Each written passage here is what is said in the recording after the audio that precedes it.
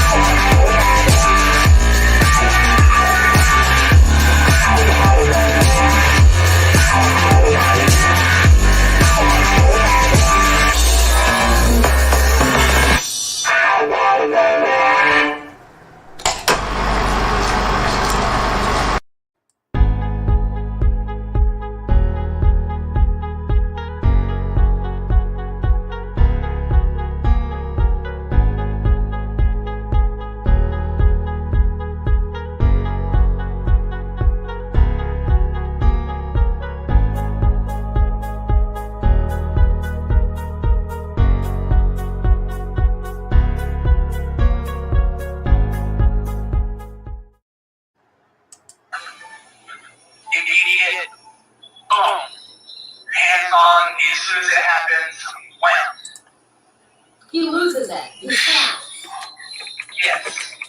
In the American criminal justice system, a defendant is presumed innocent unless and until proven guilty in a court of law. Hey, social distance, gentlemen. Social distance. Yeah, social distancing before we all catch COVID. Okay, guys, I'm putting links in the description for these different hoodies, t-shirts, and coffee mugs.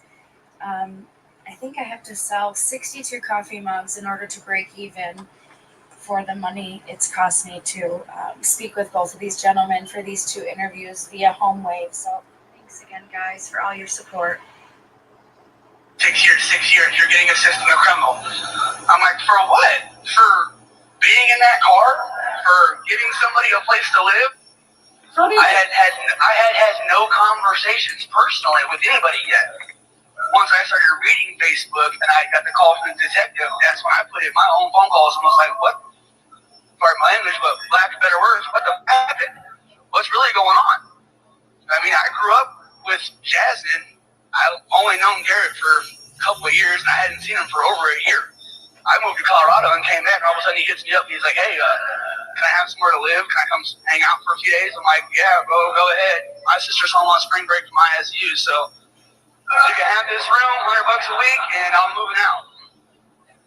And all of a sudden I found out everything that went down. So, I mean, if you want to call that, they said I made a mockery of an investigation because I got into an argument with Vince Lowe, and I told him if he wanted me that bad, do your job and come get me. I didn't hide. I was going to work every day, working for roofing in Carmel, Indiana. Was not hiding whatsoever. Driving my own car to work, everything. So plates still in my name, everything. It wasn't like I was hiding in some abandoned house somewhere or hiding out with a tent in the woods. No. I was living in a townhouse in Zionsville and working in Carmel. Once Garrett made threats towards my kids, towards 2 out of 3 of my daughters.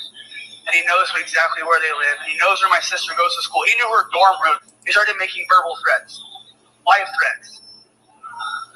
People reached out to my kids' mom, who is now a license to carry, a concealed 3 carry permit, and a carry permit, and a CO now. good. People started reaching out to her that she didn't even know, making more threats to her on behalf of Garrett's family. For what? What was the threats about?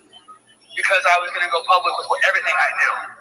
Okay. I waited 14 months to release a word, and I still haven't yet. I mean, anything I've ever said has been what you can find through a clerk. Yeah, there's not much. And it's not. Why? You guys are still trying to hammer me for being an associate. They say, my old lawyer said, for making a mockery of investigation. I mean, yeah, I kind of pushed it to the limit. But me and Vince Lowe have a very long-standing background. He's been dealing with me since I was 11 years old. Arresting me since I was 11. Time for you to get your shit skateboarding where I straight. shouldn't be, a bunch of stupid, just minute, minuscule things.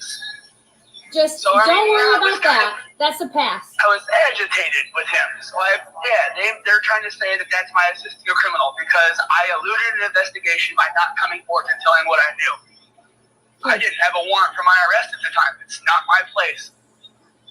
And Why? it's This man knows where dangerous my on the kids live. streets. Why would I want to Obviously, say anything? it's dangerous on the streets. Obviously, you guys see I'm that. not even worried about that. But He killed Nicole out of because. regard for my two daughters, why Yes. would I want to tell you anything? No, I understand. What are you guys going to do? You guys going to put people outside her house and Yeah, exactly.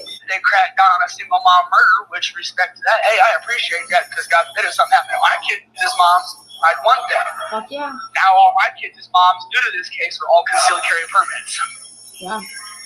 Okay, But I've also so lost all my rights to my kids and everything. So, let's talk about Garrett, but not to do with anything in your case at all. a good person, hard worker, showed up every day for work, was never late, would work all the overtime I asked him. If I sent him somewhere off job site to go chop wood or work for the president of our company when we were working for Exterior Review, A1 dude. I have nothing bad to All say American about him. boy. Literally, I have nothing bad to say about him. Nothing. I just All got, the way up until I didn't see him for a year, and he was all the way out there mentally. a different person. So I don't know what happened. He was a completely different person. Something happened that triggered some underlying, like, neurological. All I know is that when he showed up with 3 people, a gun, and a lot of meth. And I was like, okay, what's really going on? I'm going to leave for a few days, get comfortable. I'll be back to check on you guys. Yeah, I want nothing to do with this. So don't even tell me, right? Yeah. Okay, but, so before that, you had nothing bad to say. Do you think that him and Ashley were, like, toxic to each other? Who's the worst? Toxic? Who's worse out of them? Who's more dangerous? Oh, she thinks that she is some PhD major in psychology and this, that, and the other. Who's dangerous, though? Needless to say, she is a mind and probably the most deviant, manipulative, emotional person I've ever met in my life. Yeah. Garrett is a more immediate, boom, hands-on, as soon as it happens, wham. He loses it. He snaps. Yes.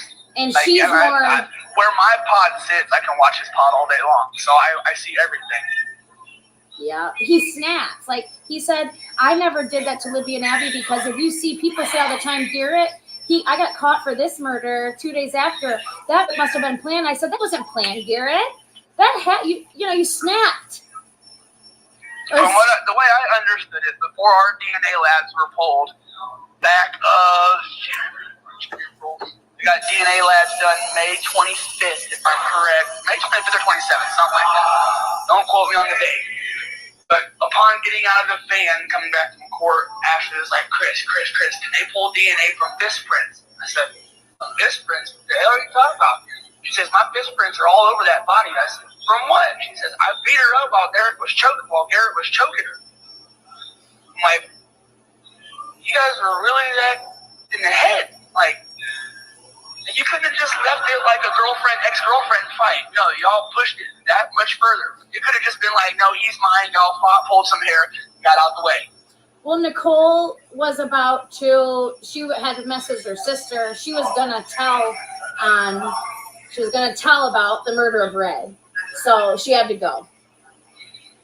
Which, from what I understand, that happened during a 2-week. I mean, I ended up getting the full rundown on that. It's really. Isn't it? That. I know. Did he tell you like the whole how he played stalker and creep through Grindr and everything? Insane! It's a freaking movie. Is it not? It's more than just a movie. It's evil to make a profile and hunt them down just to. Oh, man. Yeah, he told me all of it. I mean, I said, how did you become so smart of a criminal? Like, because my whole thing Believe it or not, meth will open up ways of thinking that you will not imagine. Yeah, like, I can do a lot of things nowadays with software programs and stuff that I couldn't do when I was 21, 22, 23, and 24. Now you give me a laptop, a tablet, and a phone, and I'll turn your phone into a security monitor and a motion detector and a lot of other things. It only takes me about 5 minutes.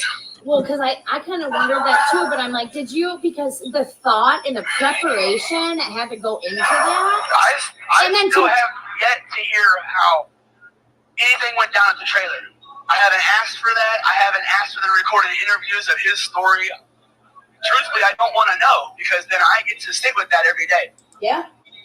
For a man that willingly screamed my kid's address out of a door and said he was sending people there, I have nothing to say. No. One day, they're going to understand that. I'll take the time and go sit down. That means that my kids will be free and okay. Yes. I'm not going to put them lives in jeopardy. I have an 11-year-old who is 5'3", who does kickboxing, gymnastics, and cheer camp. I have a 10-year-old who is a year and 2 months to the day apart from her 11-year-old sister, and they live 4.5 hours apart. And I have a almost 5-year-old daughter. I'm not going to jeopardize their lives. Especially knowing what he's capable of. Why do I want to risk that? And it wasn't like I just heard it. The COs heard it and recorded it and made a case of it and turned it into the state. What? You lost. Of him making threats towards my kids and my family. Oh, inside. Inside.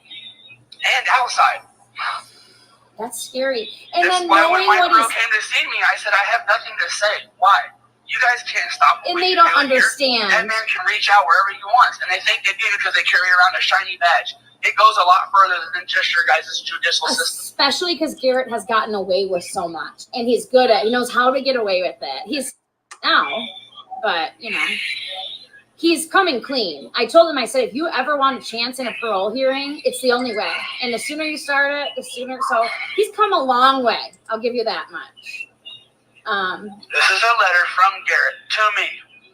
Now, the bottom half of it is irrelevant and about the whole if I was talking to Ashley. Okay. Immediately, it starts out, yo, dog, check it out. Up over here. I got a few envelopes and $10 on the phone this week. I need some commissary, bro. Anything you can spot me, I'll get you back. You know I will. Look, man, I ain't even mad at you no more. What's done is done, and I'm the one getting life in prison, and the rest of y'all are getting a slap on the wrist, which is not true. Years are years, regardless. It doesn't matter whether it's a year, whether it's 5, or whether it's 20, or life without parole. It's not time that you can get back, especially if you have kids when you're that have active roles in their lives. That's right. The only thing you're guilty of is riding in the whip with me, and I've already recanted the statement. Why do you think I'm going to trial, bro? I'm trying to make things right with you. Real talk, bro. I'm sorry I ever got you involved in this shit. I will tell you this, though. Ashley implicated you in this more than I ever did. I have the paperwork to prove it. And this is the reason this bullshit ever went down. And if you believe her when she says she is a victim and not a suspect, her DNA came back. And she lied. Sign, literally, and I'll put it so you can see it perfectly. Where's that? Right there. Wait, what does it say?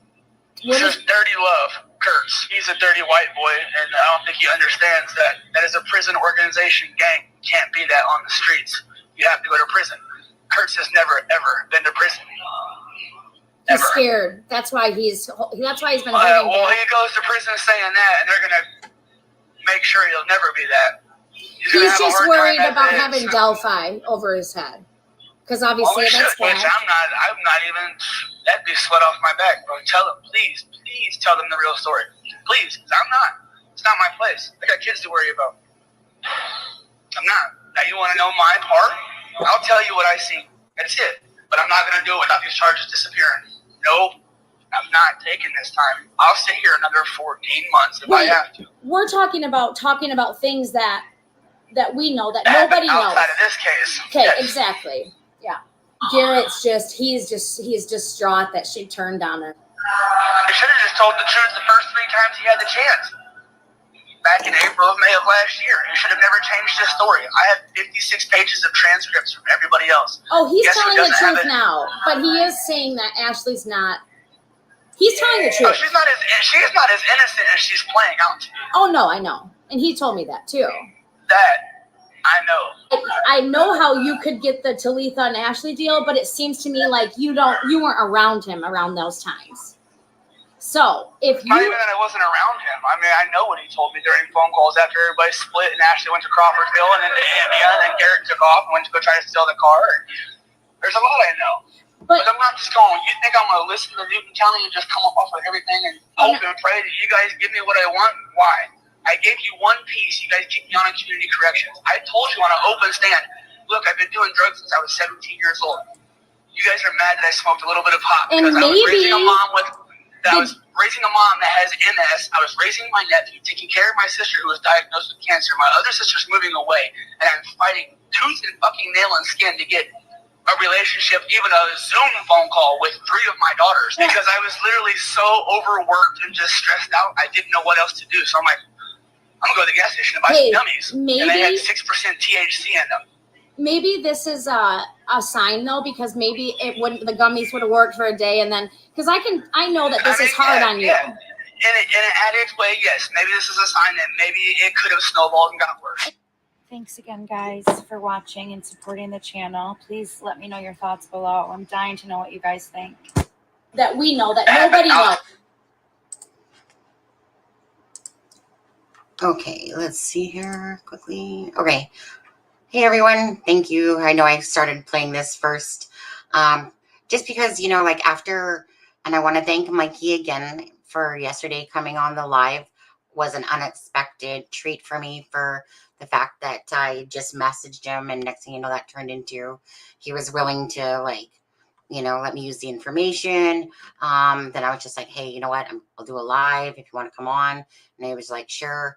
So again, coming off of last night, Mikey Hittle, basically he was there that day that Nicole was murdered, although he was never charged with anything because he was not there during the when Nicole was actually murdered. But it was so nice to know that he was the one that had the conscience, that when he realized that the next day that she had been murdered on a Facebook post, that he's the one that called and turned him in, and he deemed it as, like I said, not being a snitch, but to do with your conscience, right? Because there are people out there that, right, it's kind of like he says about not touching a woman and kids. Those are just things those are just crossing the line. And I'm curious, though, with Chris Mathis, how many of you watching this and actually believe what Chris Mathis has been saying? He's touched on Delphi, he's touched on Nicole Bowen, and touched on the Ray Hanish. Now, how many of you believe, because this is coming from the horse's mouth, between when Open Secrets did, and I still greatly appreciate the fact that Open Secrets, did this. I mean, how many other people honestly truly did this? I think that Matt Sullivan, Katie or whatever, they did it after the fact, but I'm still always very grateful to Open Secrets for having this information. To me, this was like, I don't know, like just a world of gold that was out there. Some lies, some truths. Okay, so so what would you deem as the lies that he was speaking then, Chihuahua? And anyways, thank you guys for all, again, that are watching right now. Share, I just want you to know, are you sure that they don't have this? I mean, I have specifically told not the tip line, because I send my information to a certain person within the FBI. Whenever I have information to give, it goes to, like I said, a specific person. So I have let them know about Open Secrets videos, and that, of course, if they didn't have it, that they should be looking into this. So I don't know. Do you know for a fact that they don't have the videos of Open Secrets? Because I know that, again, when it comes to Cher and her brother Ray Hanish, okay, that Open Secrets also has a video where Garrett Kurtz is saying how he staged Ray Hanish's death. And so she put that up on Reddit, like not the video, but she put the words up there. And let's see here, share a screen, go back to that. Okay, so let's see here. Let me go into, obviously, bigger mode here. Okay, so this is not very long. So it says, Garrett went into extreme detail with me on how he staged the crime scene at Ray Hanish's apartment to make it seem like a sex act gone wrong. He did what he had to do so that no one looked in his direction. From the very beginning, including how he reached out to Ray prior to victimizing him. I asked him how he became such a smart criminal, and his response was that so many others ask him the same question all the time. The preparation and work he put into the crime scene was obviously good enough in order to escape formal charges thus far. As far as I know, he is the first POI that admits to failing a polygraph test related directly to Abby and Libby's murders. The first POI to admit his family, alibi keepers, refused to cooperate with the detectives. The first POI to admit to extensive knowledge of that property, meaning Ron Logan's. First POI to discuss how quickly he can get across the bridge. First to admit Ellie claimed his phone pinged in that area the day of the murders. His excuse for how that could have been, well, he said that he would sell his cell phones for drugs all the time. And then she says, my experienced drug dealers would prefer to be paid in cash, pay for things, but throw away a cell phone, I just don't buy it. And then it goes on to talk about the thoughts or whatever. Hi, Magenta. How are you? They never, I would like to believe, share that they have full knowledge of those videos. I've been told myself that, my videos are being looked at, and I'm sure a lot of other people's are. So I think that, especially with the Delphi, the three of them are talked about. I would like to think that they truly did have this information. And I can't answer why, your brother's is greatly disturbing to me just for how it was handled and what you've told me and what's out there. And about how that, I think it was the prosecutor guy, whatever his name is, something guy, said that after Nicole Bowen's case was that, I think then they were going to look into it. Hi, Ginger. I believe, Ginger, you are the sister of Nicole, or the aunt of Nicole, if I'm not mistaken. Magenta, hi, Karina. How are you?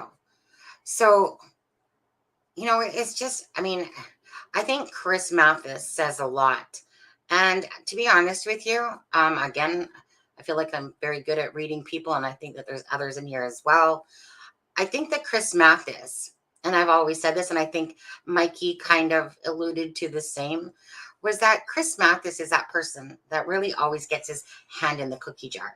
It just seems like, he just seems to either be in the wrong place, at the wrong time, or he's, gets himself mixed into stuff. But I've always felt like he was basically that bumbling idiot that just is always got some sort of charge. He knows something. He's part of something, but I don't ever deem him myself as on that same level as Garrett and Ashley. I just think that he knows a lot. He's been told a lot. I do not believe he has anything to do. Nicole's aunt, yes. Welcome, Ginger. I don't really believe that he has anything to do with Delphi besides knowledge of Delphi, because obviously by what he said is that, well, the first thing, if you guys watch that video again, okay, that's part 2 with Open Secrets. He's talking about Garrett's, and then he instantly talks about, the protection of his daughters, and then look what happens in Delphi, Not sure why you don't believe. Open Secrets is not a good person. Not sure why you don't believe Cher. I don't actually know why you're like, or what has transpired. So for me, Open Secrets, and I'm really not going to get into, I don't want to really get into attacking her at all, because I'm just going by the videos that are out there and what's being said. I don't have any respect for Open Secrets when it comes to saying that she's going to talk to you and then she doesn't. She has never kept her word on any of that stuff. So as a person, for that, I don't respect someone that makes promises and doesn't keep them, but I respect the videos that have been given to us. So I'm not sure what other maybe things that have been said between you guys. Not sure. Hi, Leah. How are you? Hi, Sunny. Got a serious question. Has anyone heard from or know of what happened to Open Secrets after these interviews? Have not, as far as I know, and just from what she has said, is that she seems to be going through some mental health issues. So I don't know. I don't really dive into it. I just was like, she put it on Reddit. Wow, jerk move. Yeah, are you talking about the staging? Yeah.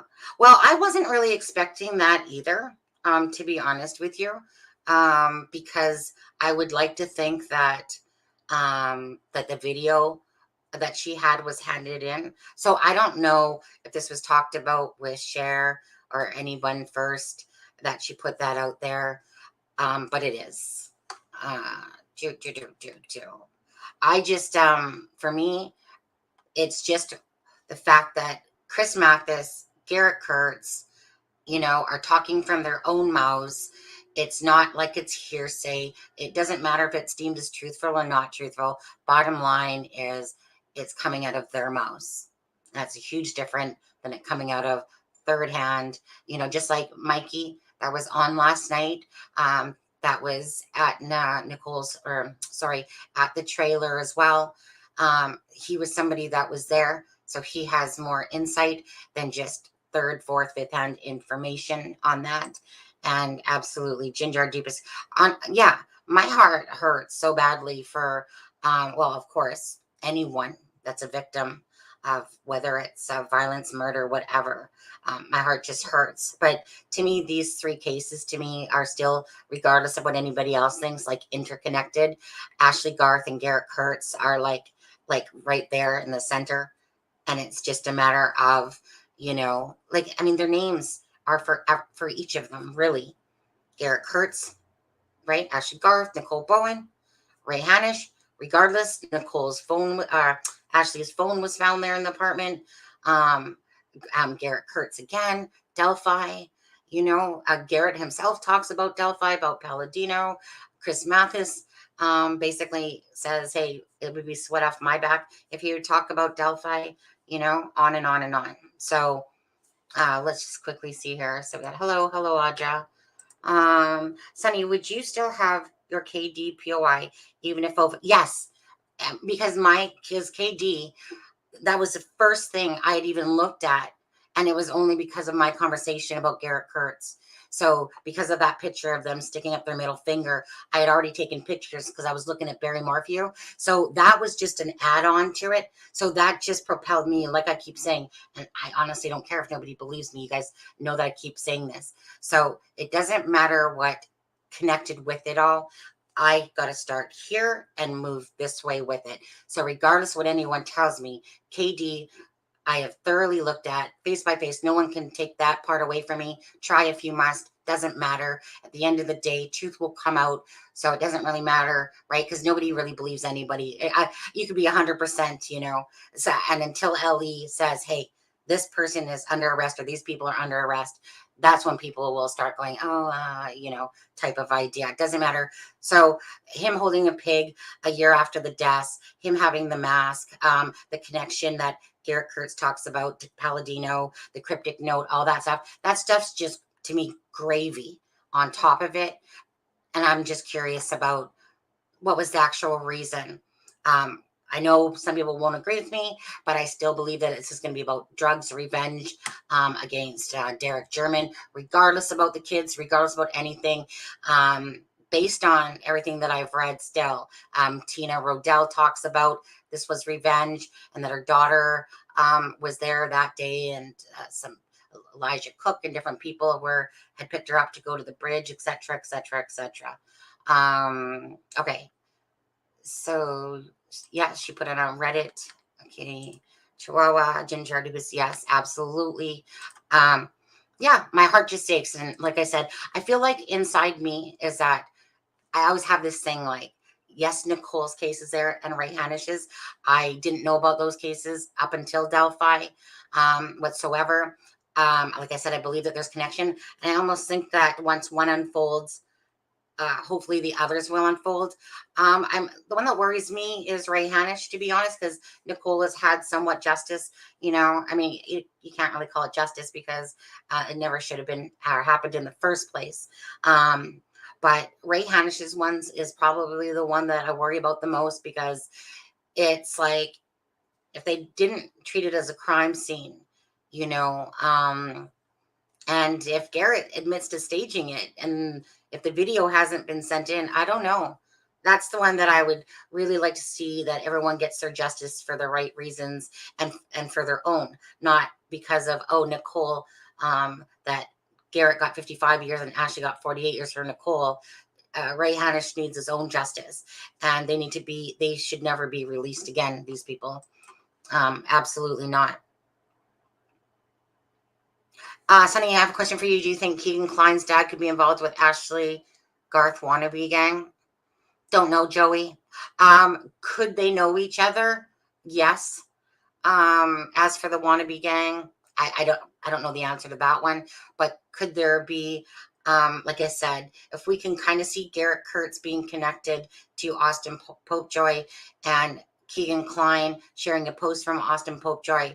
I mean, Ashley Garth, Garrett Kurtz, and this Harley Babcock person, like, you are always seeing their names everywhere. There's a few other ones too, but those names in particular, you're always seeing them associated with like everyone. It's like a full circle. But Ashley Garth obviously doesn't have a Facebook. She has an Instagram still, but she doesn't have a Facebook account anymore. That's too bad, to be honest with you. I would love to have seen that one. I believe that the Flora fires tie into, meaning that I believe that the same people that are connected within the whole drug ring, that this is tied in there somewhere too. If I was to go by my gut feeling, that one would be nice too. That one just seems like a bunch of bullshit, to be honest with you. The Flora one as well. I mean, I did watch Greeno's video on that. You know, and is there definitely corruption? Absolutely. Absolutely. Do I think that they're trying to not bring Abby's and Libby's murderers to justice? No, I think that definitely, right? I think it's just like, I was just talking with JoJo Ballistic and doing an interview with her this morning for something that will be aired later, but I just believe, like the Suzanne Morphew case, people are so apt to kind of sometimes put the LE down when really they're working hard behind the scenes. But in everything, you're going to have people that are corrupt. And there's definitely a lot of people that are corrupt, and in the sex trafficking or the boys club, stuff like that, you know. So I don't know if the big shocker will be is that possibly it's just this huge amount of people that are supposedly like in those more prestigious jobs that will, once that kind of, you know, that comment that was made recently by Carter about that something about a lot of people will, you know, be impacted or hurt or whatever the word was. Can't think of the exact words there, but you know, and I think it's because everyone knows everyone in a sense in these small towns. So when you come to realize that this person was involved in this and this and this, and family members and stuff like that, I think, I don't know, that's how I feel, that when the wash comes out, yeah, a lot of people are going to be like going, holy shit. And it's going to affect families, because families know these people as friends, you know, I think that it seems like, from what I've learned between Tiara, the escort, the ex-mistress, I just think that there's definitely a lot of stuff that people just don't know behind the scenes of who truly is involved in sex trafficking, porn. And again, that person that was on my live the other day that said that there's like this adult youth, what was it, like a pick trade type of thing, like basically young people are showing whatever, you know, whether it's their boobies or whatever, and then they're like this older group is getting their pictures, whatever that is called, whatever ring that's called.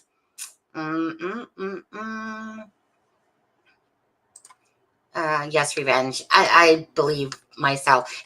For me, it's a thing that makes the most sense. I don't believe this was a solo act. It seems just too hard to even think that, especially again when I put that to my POI.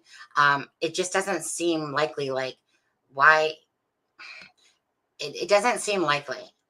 If not with the staging and everything like that. If it was without the fact that there was a staging and different things, then I would think it was plausible that he was that kind of guy that had rage towards females, because his Facebook clearly shows he has some issues. And that remark about, if anyone talks about Tabitha, I'm going to stab them in the neck, just things like that. He's a hunter, worked at the Indiana Packers, right? He's 5'10", same height as the BG. The hair, people forget that the BG, that he has longer hair. They said that originally, like, meaning that he has like what was it? When you have the not punk hairdo. Can't think of the word. Okay, someone, sorry, my Facebook thing was going off. Anyways, I could just sit here and keep going on. Check. So like I said, I'm not that person that sits there and really cares if people say I got tunnel vision or this stuff. Don't care. I'm an adult. I'm pretty sure I'm pretty wise at 52 years old, to know who I am as a person. And I exactly know who I am as a person. And that's kind of why I just do my own thing. Just like other people can do their own things, regardless. I'm not easily swayed or bullied by anybody. By no means. I've lived through enough for those type of people to go like, you know what? I'm over you guys. Sweet Sunny, you skipped my question to you that I said hi. Hi, Joey. Did I skip over that? Sorry, Joey. Hi, Joey. Well, Sharon says hi, Joey, too. There. Is that better? Was there a question there, though? Did you have a question? Did I miss that? Or was it just hi? Hi. This one? Did I miss something? Okay, well, if I did, then just repost it. Ginger, I'm sorry for your loss. My brother was beaten and then died 7 days later from a brain bleed. No one was ever arrested. Your family is never far from my thoughts. That's so sweet to say. And sorry to hear about your brother and that no justice for your brother. It's really sad, those cases that do go, that never get answers for them. You know which ones are probably the worst? I don't want to say the worst, but yeah, kind of, is when somebody gets missing or like they're murdered or missing, and you just don't know where their bodies are. You know that their chances are that they've been murdered, but there's no body. And I could never imagine, being one of those people that ever would have to deal with something like that. It's just so freaking sad, on all things.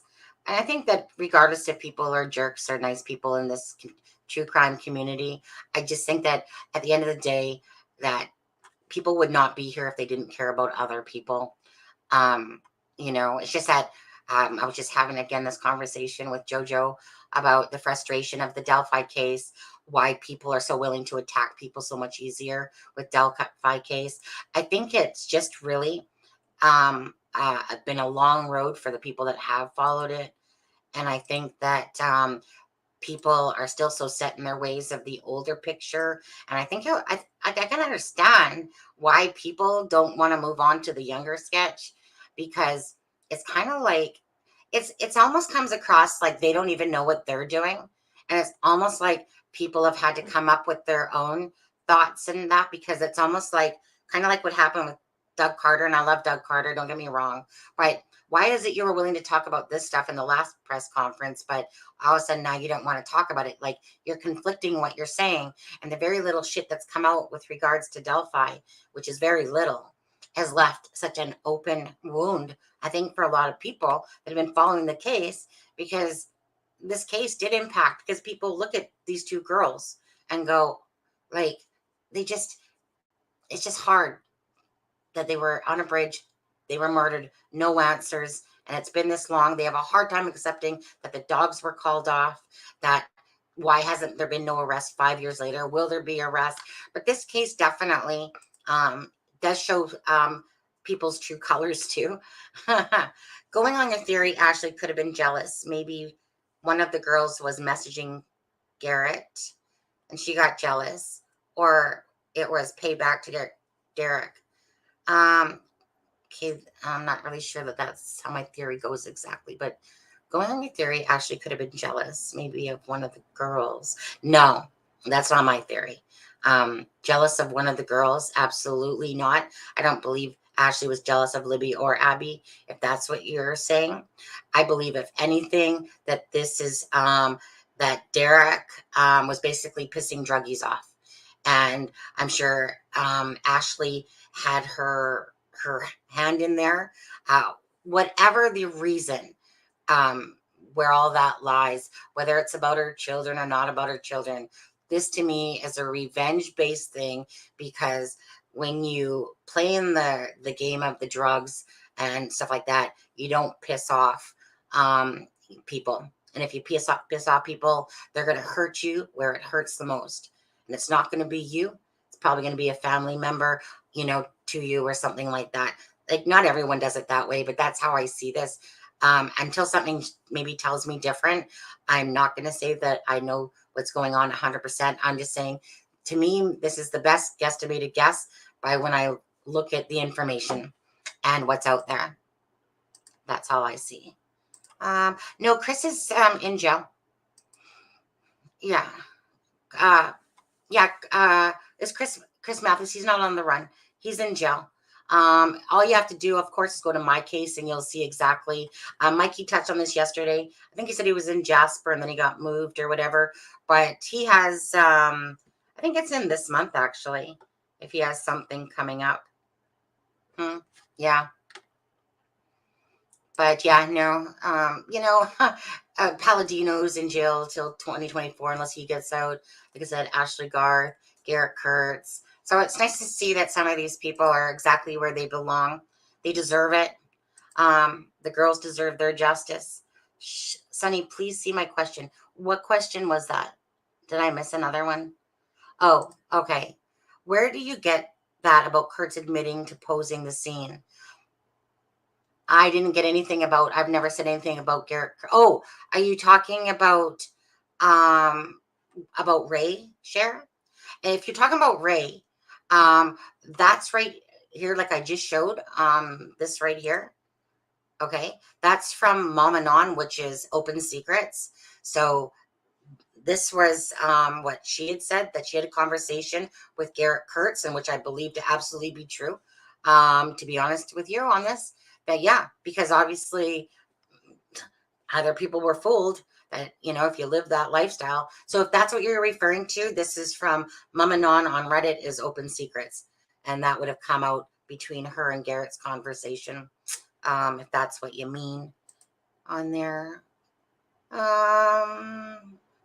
Yeah, I just want to make sure too, Magenta. Yeah. So that was my theory. It's nothing about being jealous of the girls. Like for Nicole Bowen. Oh yeah, I'm sure she was. Absolutely. That's so sad. How do I say it? There's nothing nice about being in the true crime community, but it's a great place to, kind of like be unselfish with yourself and to be a voice for the voiceless that don't have it. Not everyone can do it, but hey, if you do have a YouTube channel, bring it up. Be a voice for the voiceless. Share it. Helps other people. Obviously, it brings more awareness regardless. It's a beautiful thing to do to help other people. So it doesn't matter what's ever going on in my life. My life is never sad enough that it ever stops me from always thinking about or helping other people. It's like, I know I can fix my issues. And there's other people out there that aren't as strong or don't like being in a spotlight. I've been in customer service and hospitality all my life. I got no problem talking to people or customers. In fact, it's one of the most rewarding things that I've ever done is always giving away free things if I could, or, free night stays or this or that. I just enjoy it. It's one of the most worthy things ever. Redhead, he was out somehow and ended up on the run. Yeah, he was recaptured. He was out on the run, meaning, right, but there was a warrant out for his arrest. He didn't show up. He had some sort of meth charge on him. I'd have to look it up. Some sort of meth charge. And then finally, at some point there, he was, yes, arrested or whatever, brought in, and now he sits in jail waiting for his court date. I saw a channel where this guy was butchering Keegan Klein's interview, trying to say he is throwing his dad under the bus for Delphi murders. Well, that's that one you're talking about with Barbara McDonald's. If you're talking about that one, let me put it this way. If there's some sort of intermingling at some point that the Dropbox had anything to do with the girls being lured to the bridge that day, whether it was Tony Klein, I just found it very interesting. And maybe if Mel could answer this, if she's still in here or not. Because I noticed that Mel was a friend, a mutual friend, but on Tony Klein, on his Facebook friends, we know that Garrett Kurtz's cousin from Toby's side was Tiffany Rose. Now, I do know of another Tiffany Rose that's from the Suzanne Morphew case, but I thought it was interesting that I seen the name Tiffany Rose, and I was wondering if this was the same Tiffany Rose that's like the one that's related that said Garrett Kurtz hid for a week after the murders, or if this is an entirely different Tiffany Rose. But Mel Roberts was showing that she was a mutual friend to this Tiffany Rose, which was on Tony Klein's Facebook friends, which I seen the other day. So I was going to ask Mel that if that's a different Tiffany Rose. Shane Evans, no matter how you look at Shane Evans, he's a beady-eyed little, he's a weasel. I don't even know him, but you just got to look at that guy to know he's a weasel. He's got little shifty beady eyes. You can just tell he's a weasel. That guy's up to no good somewhere, You don't have to even know the guy to sit there and, anyone with an instinct or intuition on people, you just got to, I use eyes. Eyes is my thing, especially. The eyes tell me a lot. Thank you. And you already, oh, okay. Huh. I asked, okay, I think I answered that there. What's the chances that the murderers worked at Packers? Absolutely, 100%. 100% worked at Packers, Indiana Packers. That would be my answer to that one. Anthony Schott's profile, Def has something to do with Delphi. KK, well, I don't know that we know that for sure. I just won't be shocked if the luring part stemmed from maybe perhaps the Dropbox. It won't shock me, only because of the connection from Garrett Kurtz to Keegan Klein to Austin Popejoy. It won't shock me at all. But the TK and KK, not the BG. Like, I even put a picture up today, and I might even send it to myself it's on my pictures here. Where did I do it? Right here. Probably send it up to my messenger quickly just to show it again. Because, if people used their brain cells that they were given a little bit, I think you guys can eliminate some of these POIs yourself, right? Because there's a difference between eyes that go like this and eyes that go like this, or faces that are like this, or faces that are thinner. I think it's kind of, those things are obvious. I think people should be bright enough to use those facial features and the eyes, the shape of the eyes, how they go. If they're truly wanting information for themselves, I just don't think that that's like rocket science to look at that. So I'm just gonna, let me see here. Come on, open up. Oh, did that one come out very good? Oh, well. Was that the wrong one? Shoot. Did I send off the wrong picture? No, okay, that's good enough. Okay, so I'm just going to quickly share my screen again for a second. Share screen. Windows. Where's my, no, Facebook, this one? Yeah. Okay, so if I share this with you guys, and I'm going to make this bigger and be smaller, I'm going to take this down. Okay. I just think that we can literally look, let me go back to this. This way you can see the pointer. I think there's a huge difference between eyes that turn down like this and then eyes that go up like this. Okay. And just even looking at your facial, whether or not, I do not care if you guys go, no, that's not the BG. Do not care whatsoever. But I'm just saying for your own self, if you're looking at POIs, I mean, we can see here that Keegan Klein has a severely rounder face, although he does have some similarities if you're looking there, but his face goes outwards, not inwards, I guess. Oh, my TELUS mobility bill is ready, I guess. And at what point does this guy look like the BG? At what point does Tony Klein even remotely look like this guy? His eyes totally go down. Okay, there's no resemblance there whatsoever.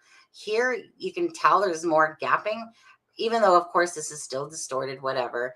I mean, the BG had longer hair. We know this. We know this from the LE. I mean, you can totally see the curl in his hair at the bottom. You know that it's reddish brown hair. At what point did Tony Klein, this is just common sense, but I'm not here to hold people's hands. I'm just here to tell you, if you want to go look for the information, it's there for you to look at. You can take this photo just like I can, and you can sit there and compare it to other people if you're in question of it, and just do your own homework. That's all I gotta say about that part.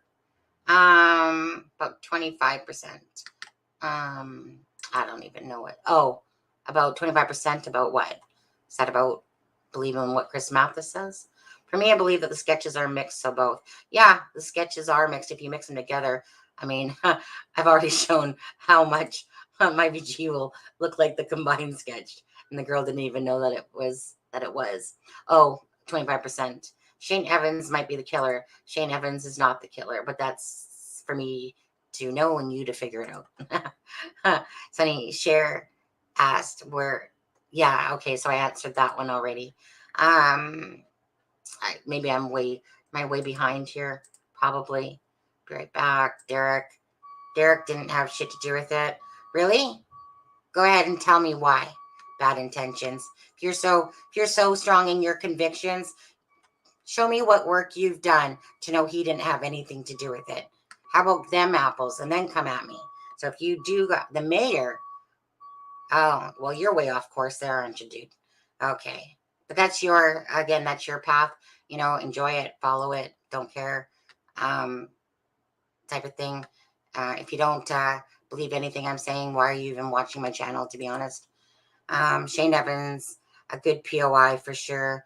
Nope, I don't think so whatsoever. I just think he's works into that scum of the earth type of person. Just by any vibe I've gotten off of him.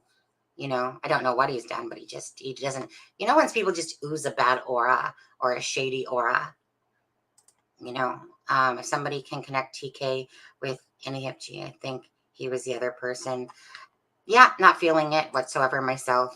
I think that we're talking about, are some of these people despicable pigs? Yeah.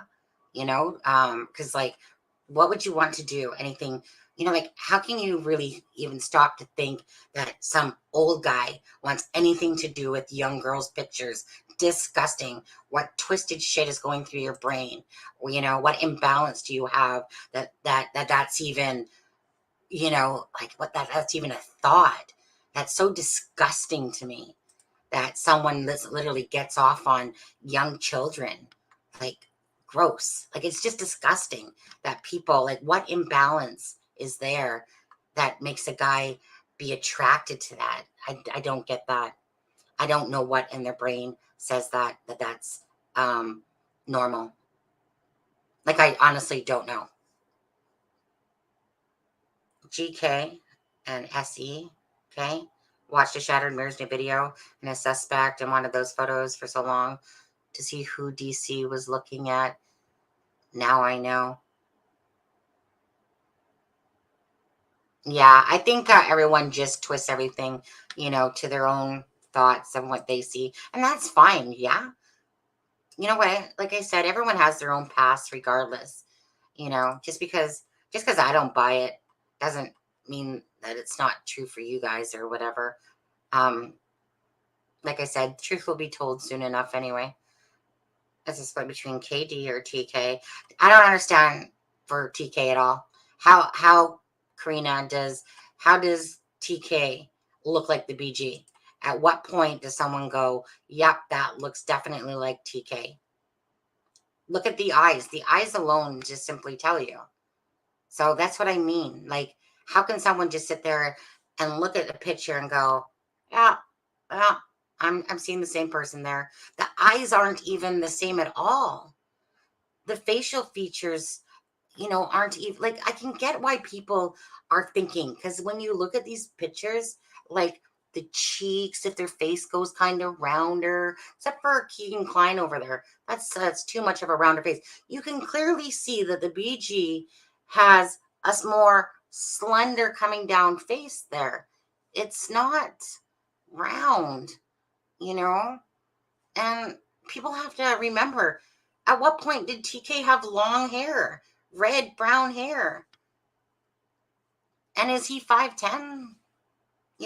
Because that's what the mathematicians, came up with, was 5'10". And I'm pretty sure I'm going to believe, the mathematicians who are smart that, they know how to calculate that stuff. And they did. And guess what? Another thing that fits into my POI, 5'10", just saying. Anyway, Joey, for me, it says, right, so you said that. What is magenta? Lots of inconsistencies with the family. Yeah, I know that there's lots of inconsistencies with the family, and that's because I think that they get caught up between what they're allowed to say and what they weren't allowed to say. And it's basically, when you just speak freely and you don't have to worry about shit. And then when you have to remember to have to think about what you can say or can't say, and then sometimes you'll remember more than you did the next time, and then you're like, oh shit, I could have said that or did it. I think that the family knows a lot more. Hence the what's been said about Becky saying they have our girls. So should that be true? And that's been said. Some people said that they were like literally right there when it was said. So should that be true? Whatever.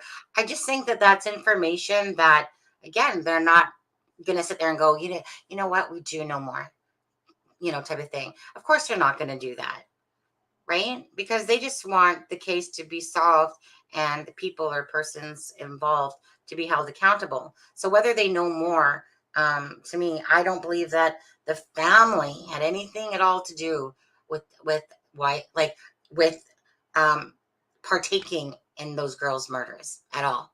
I don't give a shit if there's inconsistencies in their stories, because I just think that that's just part of people forgetting things, remembering things, blah, blah, blah, blah, blah. But I still think it's revenge motivated. Martella's feel right. Goes to my thing. DG not only snitched on druggies. I mean, I've heard this from close friends of the family. I've seen it said from Tina Rondell, or whatever her name is.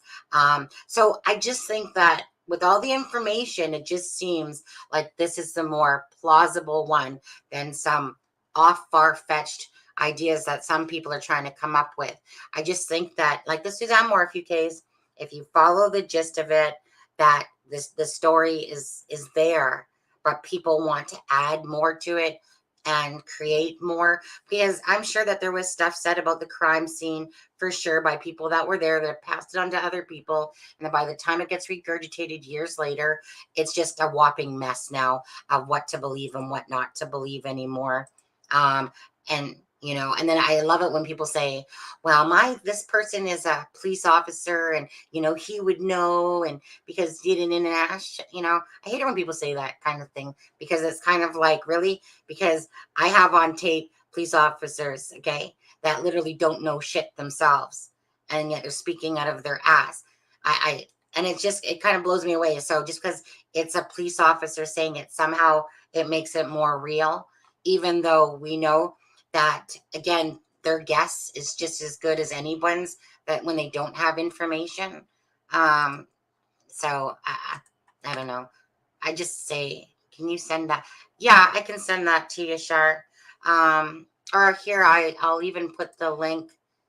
I'll put the link here if you want. And yeah. Okay. I'll put the link in chat down here. I had asked Becky if she knew about, you know how people are talking about that mistake, or if it's a mistake or not. I'm curious what you guys think about that.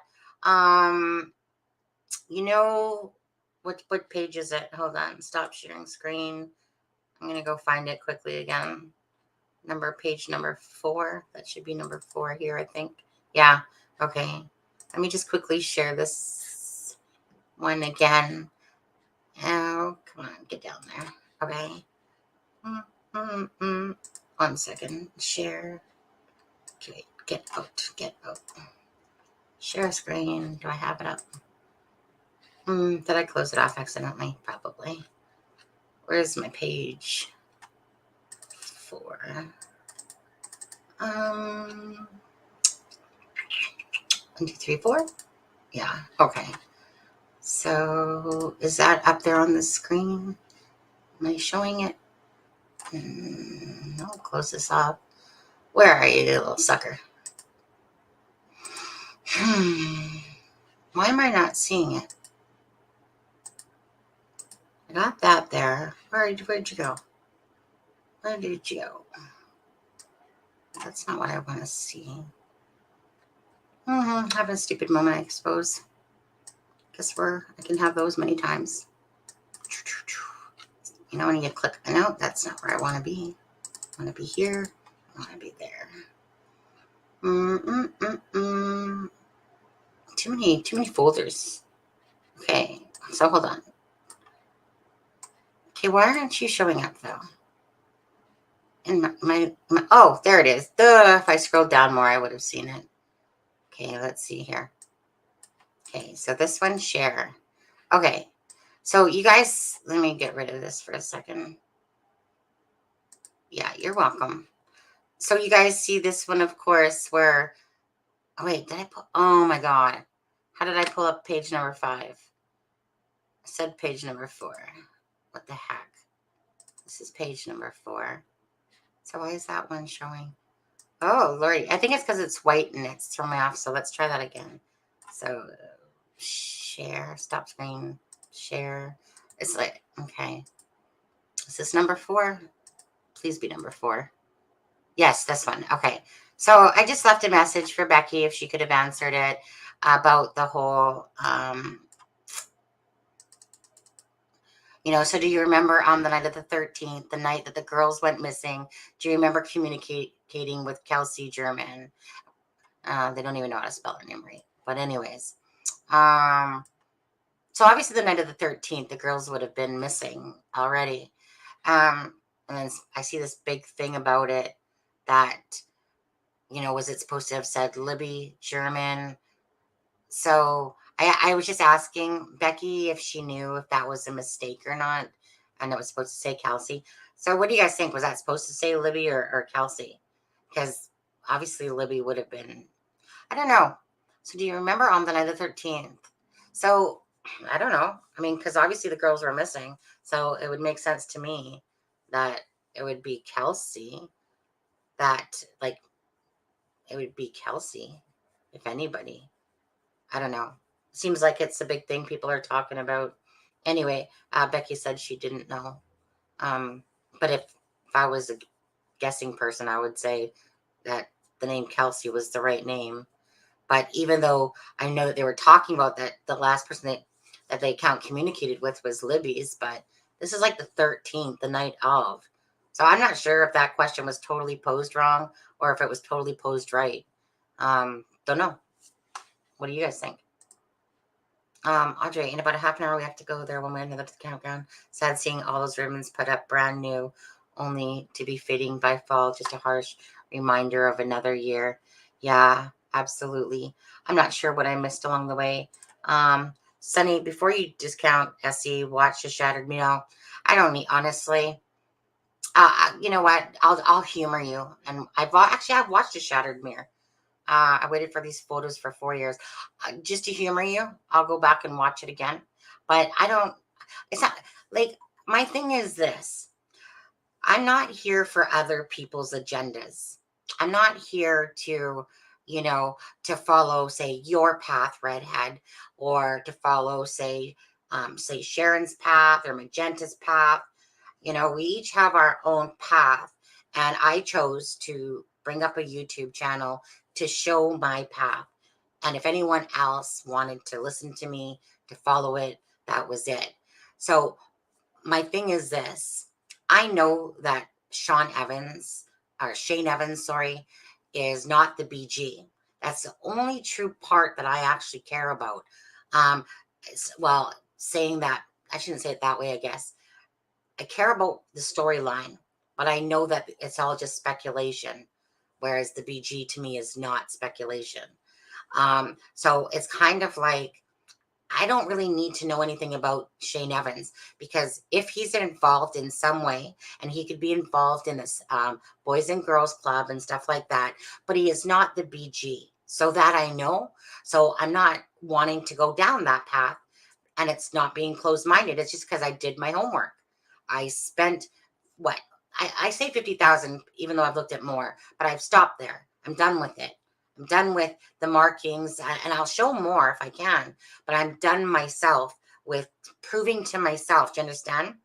I needed to prove to myself that I was not making, that I wasn't putting somebody out there unless I had 100% facts, not zero, not 99.9, but 100% certainty that the person that I was saying is the BG was the BG, or is the BG. I'm not saying that he murdered the girls. I'm not claiming any of that stuff. It's not my business to say that. It's not my place to say that. Who was on the bridge that day? Keegan Dunker. Whatever FBI wants to tie into that, it's up to them. I'm not here to sit there and say that. The storyline, I'm just trying to figure out why. Is it because it was of revenge? You know, is it for some other reason? Possibly.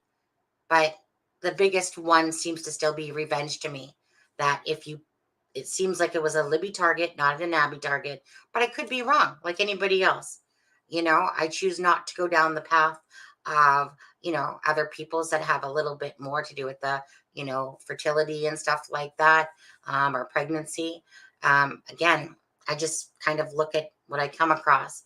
So I can discount him because he's not the BG, but you're still searching to find out who it is. I'm not.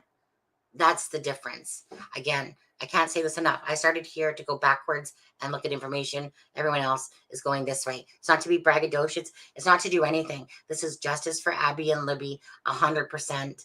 And that's all it is. And it's to make the person or people responsible pay for their crimes. It's as simple as that. That's all it's about.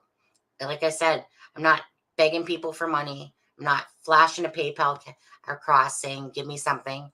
I'm just doing it because I feel I have an obligation that once I realized who the BG was, I had to try to get people that maybe had a conscience, like Mikey, who came forward with Nicole's, to say, hey, I have a conscience too.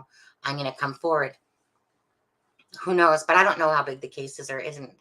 Sunny, can you please send Open Secrets Reddit to me? Okay, yeah, so I sent that already.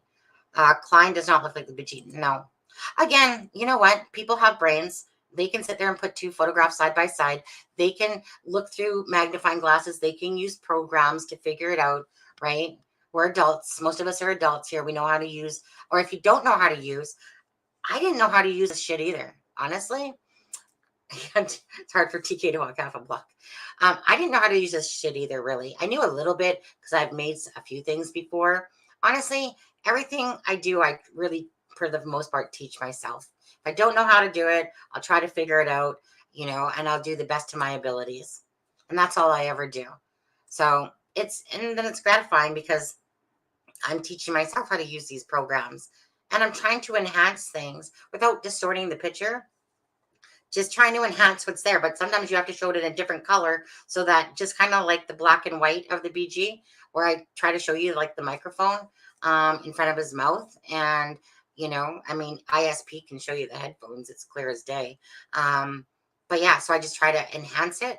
to make it so that people can see it better. But again, I don't really have anything to prove to anybody. The only thing I have to prove to is the FBI with my information. I don't have anything to prove to anyone else besides know that behind my work, I like to, I'm accountable for the stuff that I put out, and so that's on me. So do I want to be made to look like a fool? No. And sit there and claim that somebody's a BG when they're not? No. I'm not that type of person, contrary to the trolls of the internet. But I don't care about them. I think there was something kind of funny that somebody sent me this morning. It said something about, I think it was pronouncing me and Sean Harmon, man and wife almost, because the person obviously, lacks brain cells, first of all. But anyways, so if somebody wants to call me Sean Harmon's wife, well, I'm married to my wonderful husband, Steve Austin. And Sean Harmon isn't even in my league at all, to be honest with you. I mean, I wouldn't want to be in his league either. He's got some whacked up issues in life. I can't honestly say that I had a drug issue. I can't honestly say that I've had an alcohol issue or any issue besides trying to be a good person and to try to help people. I don't have any crimes against me, anything to do with a record. So pretty sure me and Sean Harmon are in different leagues on ourselves. But if I was to marry anyone, it would probably be Gray Hughes. Because I think me and him were just like, we'd have the ultimate battling relationship. But yeah, I don't know. Gray Hughes is kind of more similar to me in certain ways because he's spent 5 years doing this case. And so he's probably sick of most people and their bullshit. Whereas me, I think the Gray Hughes he's just more apt to tell people off right away and be insulting all the time or more on a regular basis. Me, I'm kind of done with the trolls. I don't really care. But sometimes sometimes I do get a little joy out of, saying something back to them because it just kind of humors me inside because they're such little dickheads that their lives must be so pathetic that they need to come in here and troll or try to dick roll and stuff like that. I just find it all laughable, to be honest with you. The only time it hurts is sometimes when you have a friend like a mod and then you realize he's backstabbing you behind your back and some of your other friends, and then he starts crying the blues stuff like that. Something like that more bothers me because you kind of like trusted them and then you realize that they were more of a douchebag than what you truly thought, and then their true colors kind of come out. Those ones kind of sting sometimes. Keith, that's not what the son said. He's gonna go. Okay, I don't even know what that is. Yes, redhead it is. Okay, that's me. Crime and shame. I don't know what else is there. Sunny. BG was wearing Indy Packers work boots. No. I'm not gonna say that that's true either. To be honest with you, I think people enhanced this. It could be. Don't get me wrong. The boots is what I've least looked at, but I'm not really seeing the Indiana Packers thing. I've seen someone put one out there that looked like Packers, but I've also seen it where it doesn't look like Packers. But it could be. But I haven't put enough time and effort into the boots because they're like the least of my worries. This here is what will tell the story. The boots, again, I don't think there's one person that can sit there and say with certainty that those are boots from Packers, just like the jacket where that came from. And as for True Crime Garage trying to make people believe that that was the jacket that was worn by the BG, kiss every butt hair on me for that one. Seriously, anyone with a brain knows that jacket isn't even similar to the BG's jacket. I don't know. I kind of was a little bit, I shouldn't say this, but maybe I will. Hey, Teresa, I just felt like True Crime Garage was trying to make it seem like this was their narrative and story to run, like that they got proof and they got that this was truth and stuff like that. And I don't know, it just kind of came off as like that it was factual. And it was like, well, so wasn't that Daniel Pearson factual before too? And I don't know. I don't even watch True Crime Garage, but I just kind of got left a bad taste when I saw how it was being presented to people. Because, people, they're just like, brrr, like little ants. Brrr. I'm going to go believe that stuff right away. And then it just becomes a joke. Yeah, no. Yeah, Keith. I'm probably gonna disagree with you on that one because I've looked at the pictures and I've seen it where it's not, but I'm not gonna say it's not true either. I'm just gonna say if I'm not even gonna waste my time spending it looking at the boot, to be honest. I already know he worked at Indiana Packers regardless. So it's just that if you look at different pictures, that the lighting versus how, this is where Keith, honestly, just take your own pictures and then zoom in and then figure it out for yourself for sure and get your own truth, Can you send a screenshot to Messenger, please? I don't want to install Reddit. Oh, yeah, I can do that. Screenshot. Okay. Let's see here. Just copy. One sec. Share. Let me just close this off. Find you on Facebook here. Where are you? There you are. Too many little things open here. Do. And message. Oh, here cops going by. Okay, done. That's in there for you. And what time is it? Okay. I don't know what else. I have heard that the lady that did this interview was trying to get Keegan to give up his dad. Yeah, I just saw that as a tactic. I'm not going to read too much more into that. That's to me a tactic that, you know what I mean? We see this on crime shows all the time about them basically like, your dad did it. Why don't you just tell us? Why don't you just give us the info? We know your dad did that. Because of course they're going to do that stuff. That just goes without saying to me. I didn't take it for more when it was. People want to dissect that, to the ultimate hill. Go right ahead. Yeah.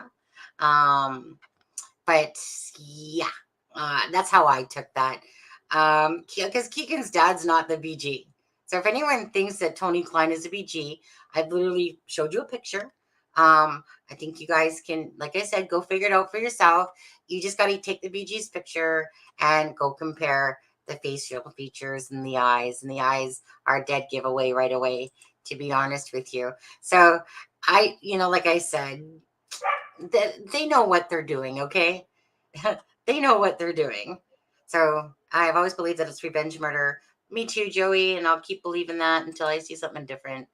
Sunny Trent from Australia, 100% agree with you. What you just said with the revenge story, Derek holds all the aces. I don't know. I just think so. Evening, Sunny and all in chat. Hi, public. How are you? Do you do public? Let's see. Is that why they killed Nicole also? Because of revenge and drugs?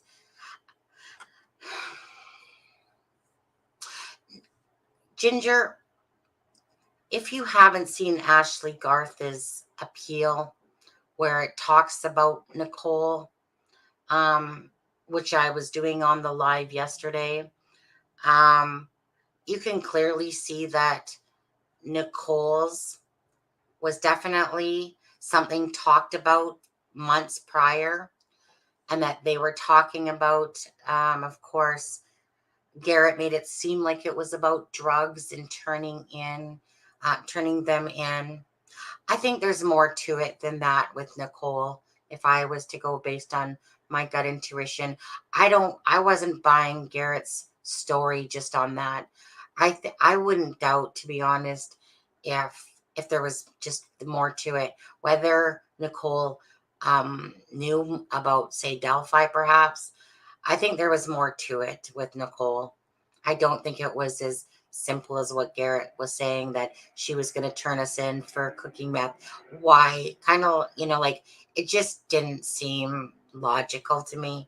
Yeah, it just didn't seem quite right. Something wrong about that. There's just something that doesn't smell right about that.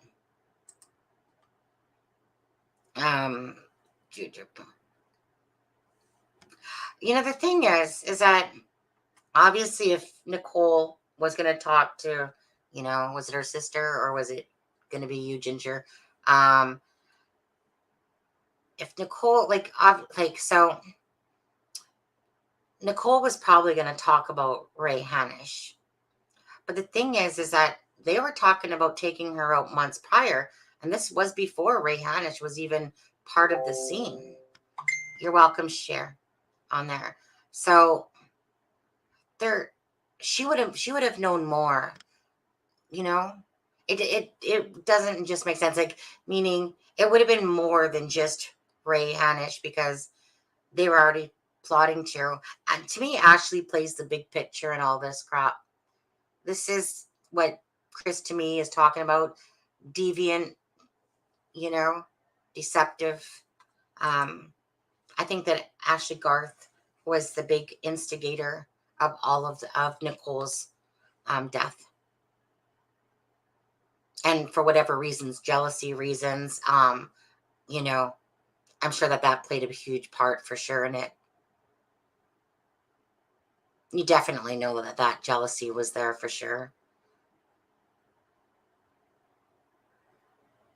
It's kind of like, I'm going to talk crap, but when you're reading it, they're like really going off, so you know it's real. I'm not actually sure what you're talking about there, Karina. Joey, my niece is, okay, Sunny, what is this? Where did Kitty work at the time for the murders? I don't know that he was working, to be honest with you, Redhead, because although I know he worked at Indiana Packers and I know he worked at Rural King, and if I'm not mistaken, it was weird because I remember seeing that he got fired from Rural King for stealing or something like that.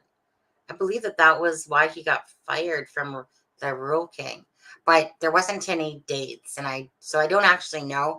And you know what? To be honest with you, I didn't overly care about a lot of things back then, just because I already knew who it was. Like, meaning I didn't need to prove that when he worked at Indiana Packers or this or that, because it was just a question of who was on the bridge. KD was on the bridge that day. Simple.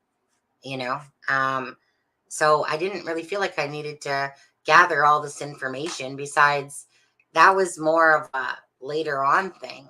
Well, I mean, when I sent it to the FBI the first time, to the tip line or whatever, I mean, I put the holding of the pig a year later, markings and all that stuff. But yeah, I don't like to waste my time delving into things that I think don't matter. So it's kind of like, why am I going to spend time really, like, I mean, if it was there for me to see, but it's kind of like, that's kind of like not my job. That's like FBI to figure out that stuff. It was just who was on the bridge. Okay. Oh, Katie was on the bridge that day. Thank you. Thank you for all your markings. Thank you for thinking that, or for trying to pretend like you weren't on the bridge that day. Thank you for, like I said, Garrett Kurtz, Ron Logan, Keegan Dunker. Like, why wouldn't that make sense? Of course it would make sense. You're getting somebody that's claiming that his best friend, one of his good friends, in a sense, happens to know Garrett Kurtz and know Ron Logan's land. I mean, that's just kind of 1 + 1 + 1 on that one. So why would that not make sense? That Garrett asked his friend, got his friend involved, willing participant. Who knows? Who knows what the reason was? That's what I would like to know. But so why would that be so far-fetched for people to understand this? It just husband's getting KFC. Ooh, num num num num. I was just about to message him too, saying love you, because he's almost on his way home. Love you. That's okay. So yeah, I would like to know, definitely, but that's just more in hindsight now. So I'm not really sure if you worked at Packers that particular day or not, to be honest with you. Would it be an answer I would like to know now? Yeah. I really wish that one of Keegan Dunker's friends would contact me, and, because I've tried to reach out, and then when I reached out, then the person starts messaging Keegan Dunker. I'm like, can somebody that hates him just message me, please? Just, instead of all these dick asses that try to keep protecting the, like the BG. and stuff like that. So it's kind of annoying because you're just like, come on, there's somebody out there. I keep saying it. I'm saying your name, dude. I'm past just saying that you have markings. Here's your name. Somebody, come on, give your information to FBI, and maybe they have. Maybe in saying it, maybe somebody actually has. We don't know. We don't know what the FBI and LE have. We know it's way more than we'll ever have. That's for sure. So I put my faith and trust in the process, really, because I know, like the Suzanne Morphew case, everyone started bashing LE, and then, but LE had so much more than we ever knew, of course, and that's the way it will be here as well.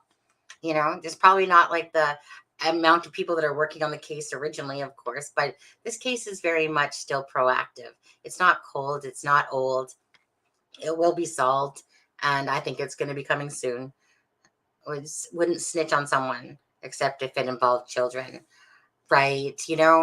Well, again, kind of like what Mikey was saying yesterday. Yeah, that women, children, like that's where his crossing the line is, because you don't want to, especially if you're mixed up in with the bad people and you see what goes on or what happens, and stuff like that. And then yeah, you're not so willing to talk so much, because most people, and I've seen this myself, doesn't matter.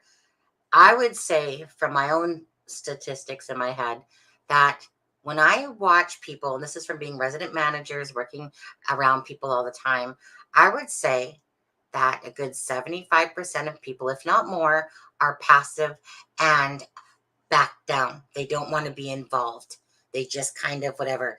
And then there's the stronger personalities of the world that speak up, or, like myself in a sense, that say, you know what, you want to sit there and threaten me over the internet? Come on, big boy. Come over to Canada then.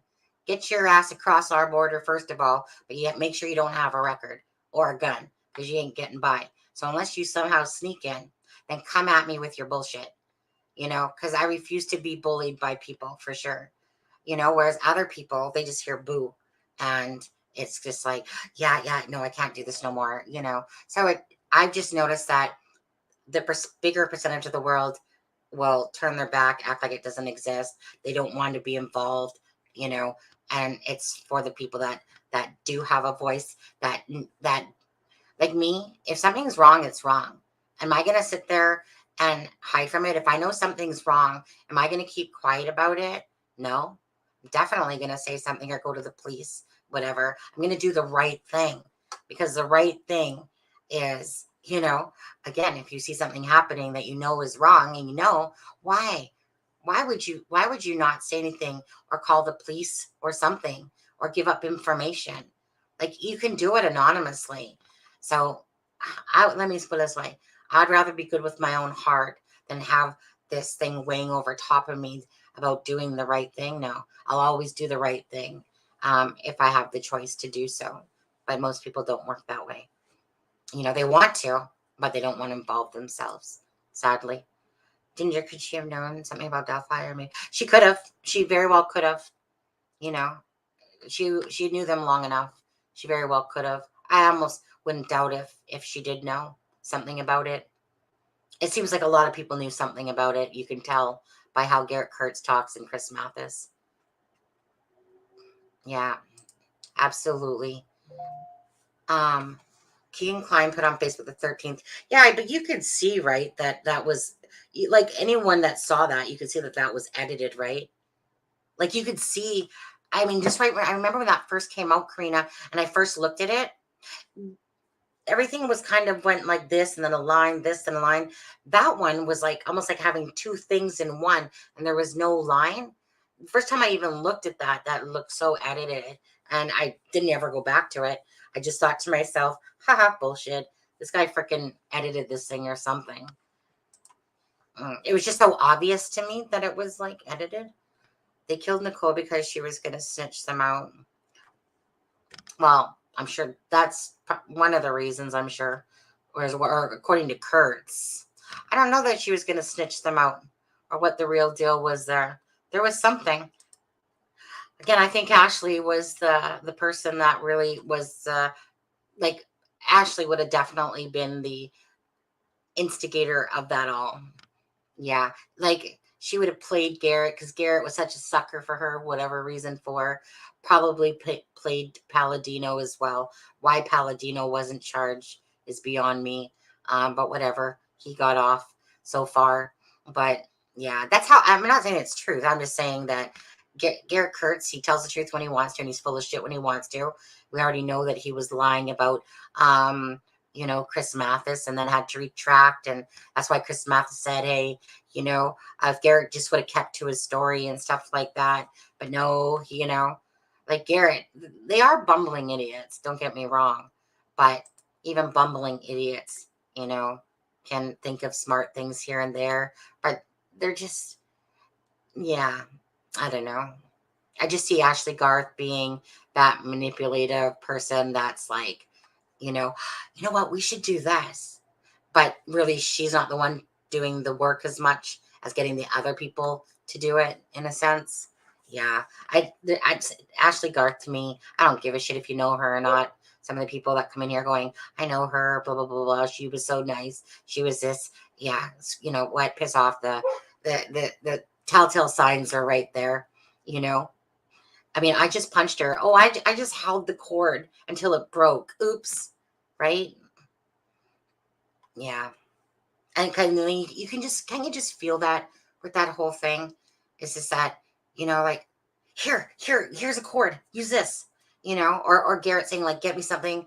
And then Ashley being that person, like, like I said, to make it, get that other person to do more of the dirty work. But in this case, it's fully known that she was one that pulled on the cord, you know. Jealous bitch. Jealous nasty bitch is what she is. Jealous, ugly, nasty bitch, because she's ugly to the bone. Absolutely, in my heart, I believe she knew something. Did too.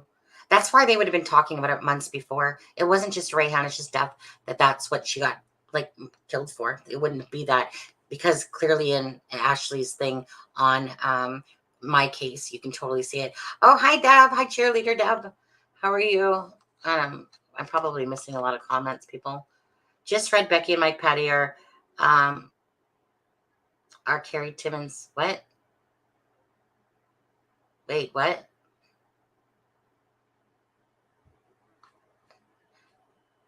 Becky and Mike are Derek German's parents. Cody is their adopted son. Carrie Timmons was their daughter-in-law. So yeah, that's the correct way. Carrie Timmons is not Becky and Patty's child. Mm-mm.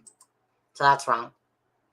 Cher, yes, I understood that a good push, but how could she not know that she could get so much better? I know, right?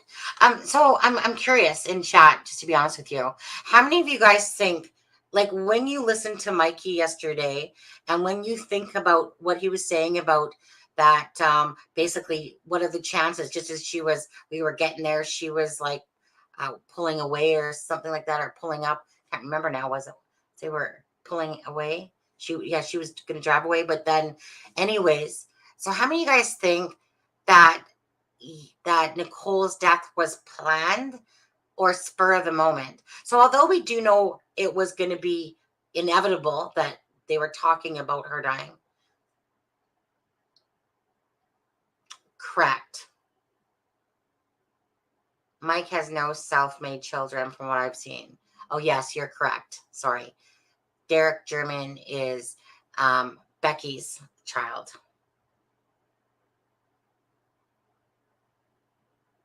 Fuck, even I'm getting Mel mixed up. It is confusing, to be honest with you. Well, yes, it was planned. But do you think that day was planned? That particular day? Or do you think that because of the conversation of constantly, like, we need to get rid of her, that Garrett Kurtz just took advantage of that day? Because if you listen to what Mikey was saying, well, yeah, it was, yeah, but I guess if you read it all together. Okay, right. Yes, his Becky and Mike is stepdad, correct, yes. Okay, yeah. Okay, but if you read it all together about, like I said, I mean, I could pull it up again on there. So, is it still up? Okay, I think I still have it up. Let me see here. Okay, it was this one. Oh, document expired, blah, blah. Fine. Oh, look at, yeah. What do you have to expire, you stupid links? Okay, let's see if I can go back to this again.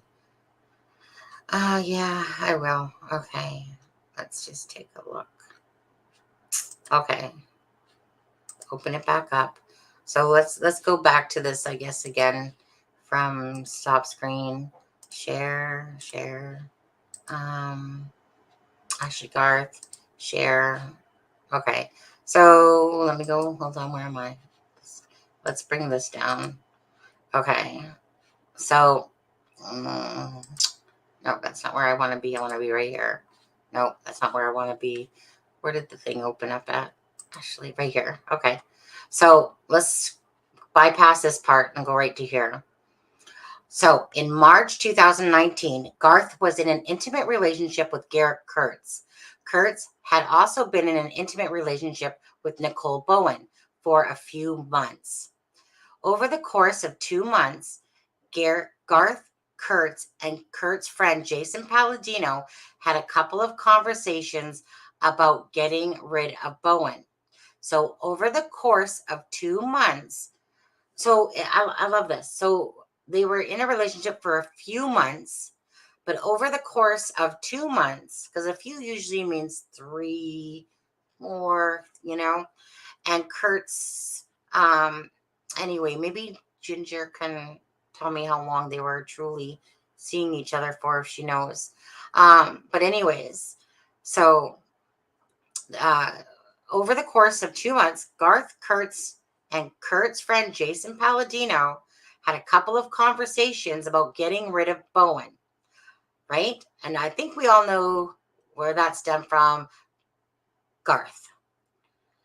Kurtz, so on March 29th of 2019, Kurtz, Bowen, and Talitha Beckley were at Palladino's house, okay? So Garrett Kurtz, Nicole Bowen, Talitha Beckley were at Palladino's house. Palladino told Kurtz that they had to make a decision, that Bowen has to go and that it's got to be done. At that point, Kurtz drove Beckley. This is where Mikey says that that's wrong. So at that point, Kurtz drove Bowen and Beckley in Bowen's car to a trailer in Kentland where Garth was. Okay, so Mikey says that part right there is not true. But once at the trailer, Bowen and Kurt sat on the couch, used methamphetamine. Okay, so Bowen and Kurt sat on the couch and used methamphetamine. Garth came out of the bedroom and exchanged words with Bowen, which escalated into a fist fight. So this is what I'm talking about, is that although they had conversations about getting rid of Nicole Bowen, Ashley, was this necessarily planned? Well, I mean, Mikey says that on the way there, he talks about killing her. So this is why I'm thinking that yes, it was planned that it was going to happen. But I almost feel like this particular day, like Mikey says, that it wasn't planned, that I actually don't believe it was planned for this day, that it was planned that it was going to happen, but Kurtz possibly took advantage of the fact of Nicole being there. And then this whole, like I said, argument ensued. But then Kurtz, from his own words, says that everyone knew what was going to happen there that day. So you know what? I'm going to have to go rethink that and just listen to everything again, because it almost feels like, okay, according to what Mikey was saying, that, hey, like Nicole was pulling out as we were pulling up, and it just happened to be that perfect storm thing where, like, why did she have to, be there? type of idea. And that's why he says like that it wasn't planned. And I think in my head, okay, well, it could have been one of those things where they were planning it. And then Garrett, in his head is going like, yeah, like this is a freaking perfect day, type of idea. So I have to think about that one. Yeah, I know. According to JP order it, but who knows? And hence, to me, possibly why you see Jason Clint Palladino on the top of that cryptic note, But Do you want your food now or no? sure. No, sure. Yeah. Husband's home. Let's see. They're all full of shit. Don't touch any of their statements. I guess I believe Ashley was the ringleader. Well, that's just it. You just take everything with a grain of salt and weed through the truth of it all. Because there is truth in there. It's just a matter of, at the end of the day, sometimes it's regardless. I mean, Nicole's case has already been decided. I still don't know how Jason Palladino got out of it myself. But so far, I mean, like I said, if justice is 55 years, it sucks. But, it's better than 12 years or 15 years or 20 years. They are where they're supposed to be. And hopefully at some point, more charges get added onto that for them. Living pieces of shit. That's all. To sit there and play God and take people's lives like that. Thank you, Aja. Robert Guy Bowen wanted revenge. Robert Dow Bowen. Are you talking about? Hi, honey. Are you? 1 second. I'm just gonna put my camera off for a sec to my husband, in case he doesn't. Okay. Yeah. Thank you. Yeah. Thank you, my love. Okay. Thank you. Okay, let's go into that. Okay. Aaron, I'm not sure because I know that you're on a whole different path about something. So Robert Guy Bowen, which is, I believe, okay, Robert Guy Bowen, that's the ex to Nicole, wanting revenge for Robert. Wait, there's freaking Robert Dell Bowen and Robert Guy Bowen. I don't know. I don't honestly know. You got two different guys there. Which ones? I'll wait till I scoot down to the bottom here. If you could explain that better, that would be great. Because unless Ginger knows what you're talking about, I was thinking, brought on by meth, introduced paranoia. Sadly. Yeah, I agree 100%. Ginger. And Jason's backyard has fisheye cameras installed in 2018. Yeah, right. That backyard of his. Yeah. I have so much to catch up on with your videos, but not on the case. On there, Ginger, that group had an association with people of influence.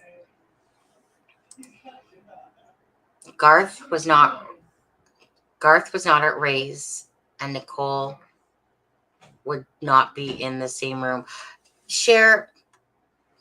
That's what I'm curious about. How does anyone know that? That's what always has kind of stuck in my head was if nobody was there besides the people like that Nicole Bowen was there, and we know that Garrett Kurtz was there and Ray was there. But how do we know? And you said that the phone was there, but how do we know? Even though it doesn't make sense. But hold on, let me just go back to this again. I want to look at something for 1 sec. Where was it? Right here. Okay. Kurtz Bowen. Okay, Garth Kurtz and Palladino. Okay, so at no point here am I reading that. Well, Garth was there on obviously the day that Nicole was murdered. But I'm just wondering how we know for sure that Garth wasn't there, or is it just kind of like deducting 1 + 1? Because I that's what I'm curious about. How do we know who truly was there or wasn't there? and for Nicole would not be in the same room. Is that just guessing or speculation? Or do you know this to be true? What about Palladino's buddy Grigsby? Oh yeah, I know. That Grigsby person, another lovely family right there. I've looked at Grigsby. I see the name quite often as well. Nicole did work release with Garrett and Ashley. Okay. Okay. Nicole's ex-husband claimed his ex snitched on his dad. I don't know what path. I don't know Aaron's path. If Ginger or Cher understand that, I don't. Nicole's ex-husband claimed ex snitched on his dad.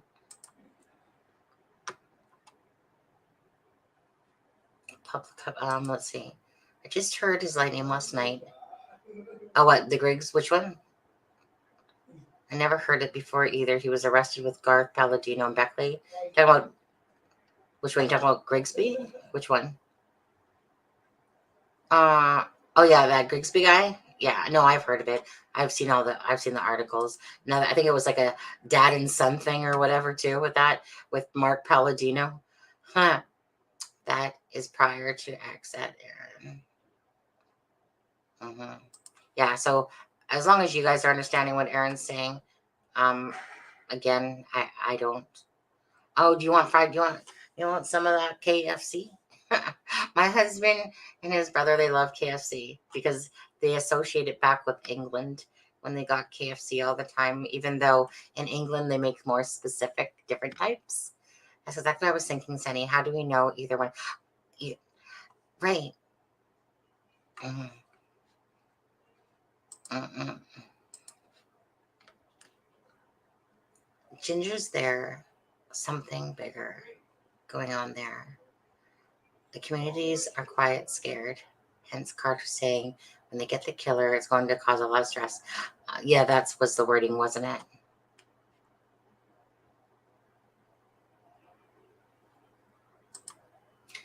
Oh, shit, am I going to butcher it now? I said Audra. Is that right? Was that right?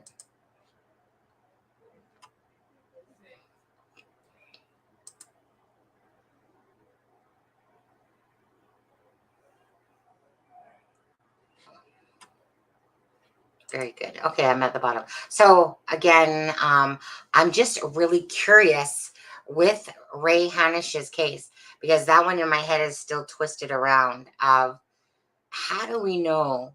So we know that Gar's phone was there. And that Nicole and Garrett were there because Garrett admitted, it's just, well, that's just it. That's just it. With these guys, sometimes I get what you're saying about the 1+1, but you guys obviously know more, but it's just really pathetic and sad that no evidence was properly taken for his case, right? There could have been so much more information. And it's such a disgusting, just a disgusting case to almost think about, really, when it comes to how he was treated. He's a human being that was killed. And, it doesn't matter.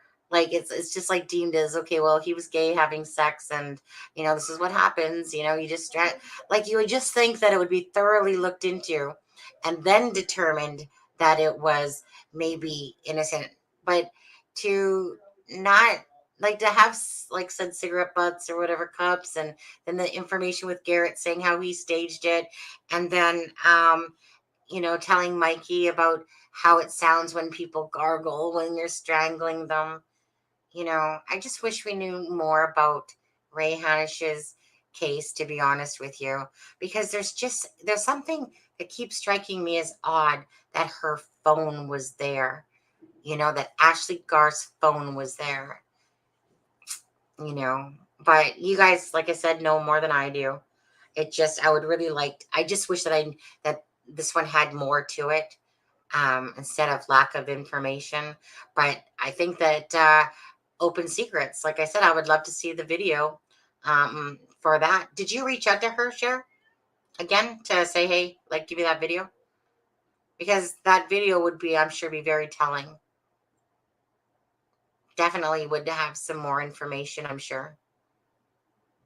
And of course, truth with a grain of salt, but because obviously he's gonna, well, again, if he claimed that he staged it, and and she has a video that he's saying all that stuff based upon the Reddit thing too, that would be a huge difference.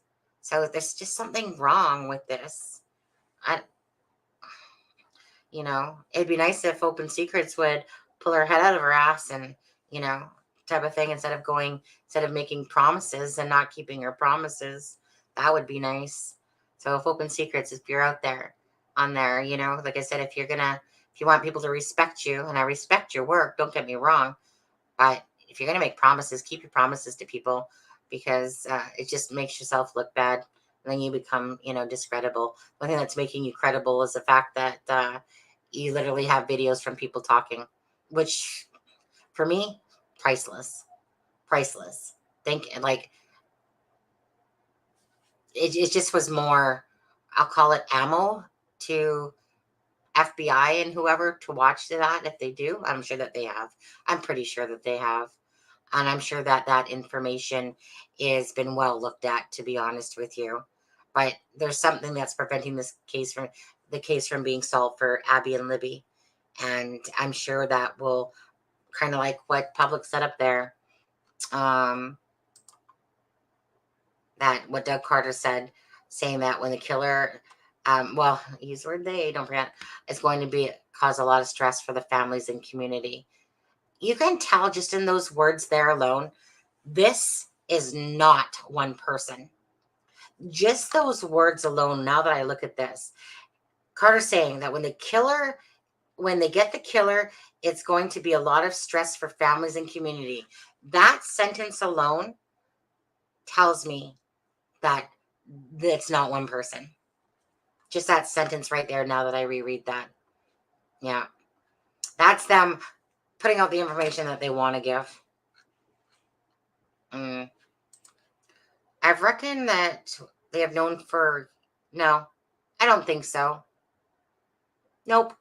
I'll tell you, if they knew for 4 years, Public or Abu or Public, if they've known for 4 years, they wouldn't have held back on that, the photo sketch. It doesn't make sense. That doesn't make sense at all. I think, yeah, no, that wouldn't make sense.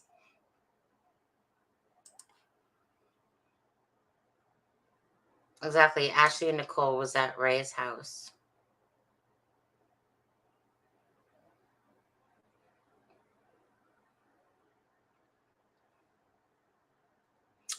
I wouldn't doubt that, to be honest with you.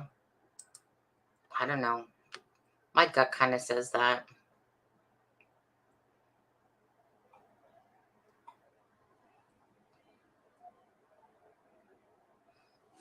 That's for Magenta.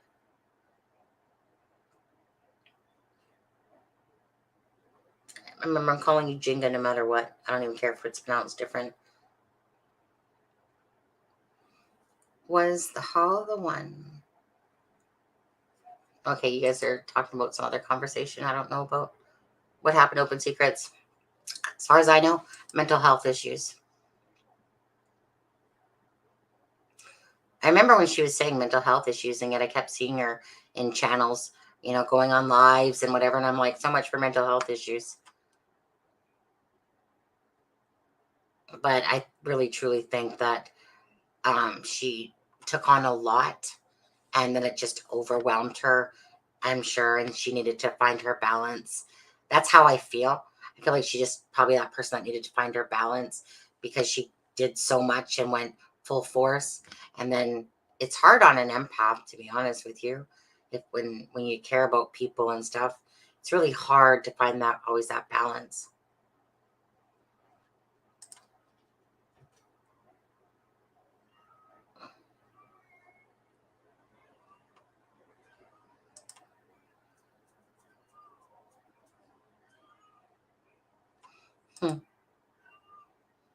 Yep, 60 to 80 officers needed. Exactly. 1 second. 1 second, guys. I hear my cat meowing.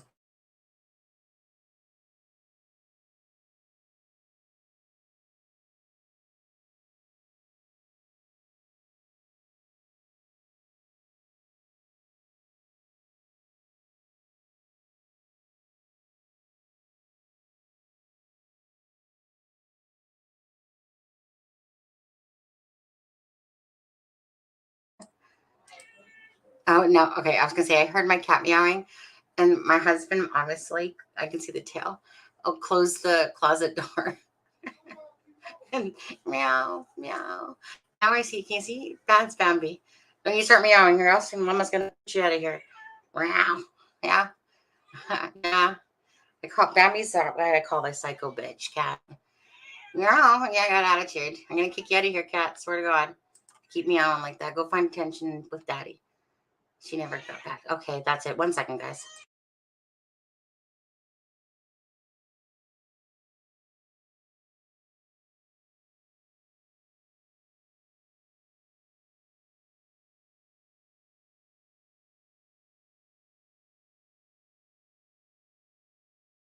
Okay, there we go. I just can't handle if she'll meow and meow and meow. So it's just like, oh, let's go outside. Oh no, there you go. Close the door back on her. Yeah, she can go see Daddy. Public, the amount of officers needed to give us an idea. This is right, exactly. I mean that alone, yeah. She told me a long time ago that she was right to the defendant nails. I was just wondering if if you reached back out to her like we talked about a month ago. On there. You know what? I'm going to send her an email myself. Seriously.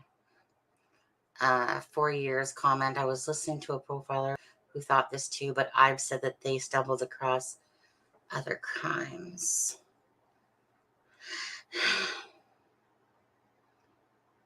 I'm not sure what that means actually. So was Ashley supposedly going to snitch on Kurtz? If so, she was going to snitch out about drugs and maybe Kurtz being involved with Ray's death.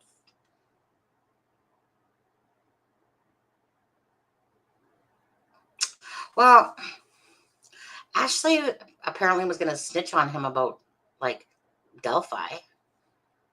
You know what? Ashley would be that person that, again, she's all this and that until her little ass got roasted. And then all of a sudden it's like, you can just see Ashley being that one, like, to be the innocent victim. And then, hence why her little appeals here and different things. I just recall Kurt saying about, Ashley, about Delphi, and that basically there's a few things in the appeal that Ashley's trying to say that it was like more like Kurt's, and something about a letter where he's I don't know, something about a letter where he's admitting this and type of idea, but that's because Mr. Liar himself, Kurtz, is saying, trying to protect Ashley to take more of the blame type of thing, and then he basically is like, fuck this, she's trying to throw me underneath the bus type of thing, and so the only thing I truly heard Kurt say was about Ashley trying to throw him underneath the bus for Delphi. And I'm just like, is it so wrong? I mean, on there.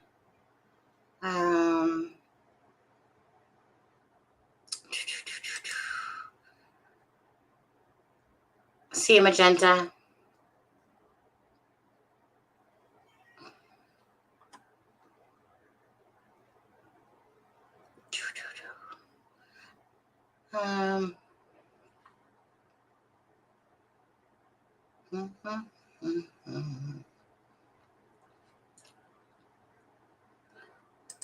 Oh, as always this. Well, yeah. I mean, I'm always thinking, so you might as well suffer with me. It's, you know what? It's just trying to make sense out of what we have. And there's just so much diarrhea and bullshit out there. And honestly, it's brain numbing. It really, truly is. Whenever I don't want to think, because, like, honestly, like, even recently, I keep coming across people's names that I want to go search out, and I know that there's stuff to it. And I just, like I said, the next thing I know, I come across another person, and it's just like, where does it end? And that's why, for me, I, as much as I sometimes don't listen to myself, um, FBI has so much more. The stuff that we have is honestly, we're talking, like little rabbit poop compared to what they have, to be honest with you.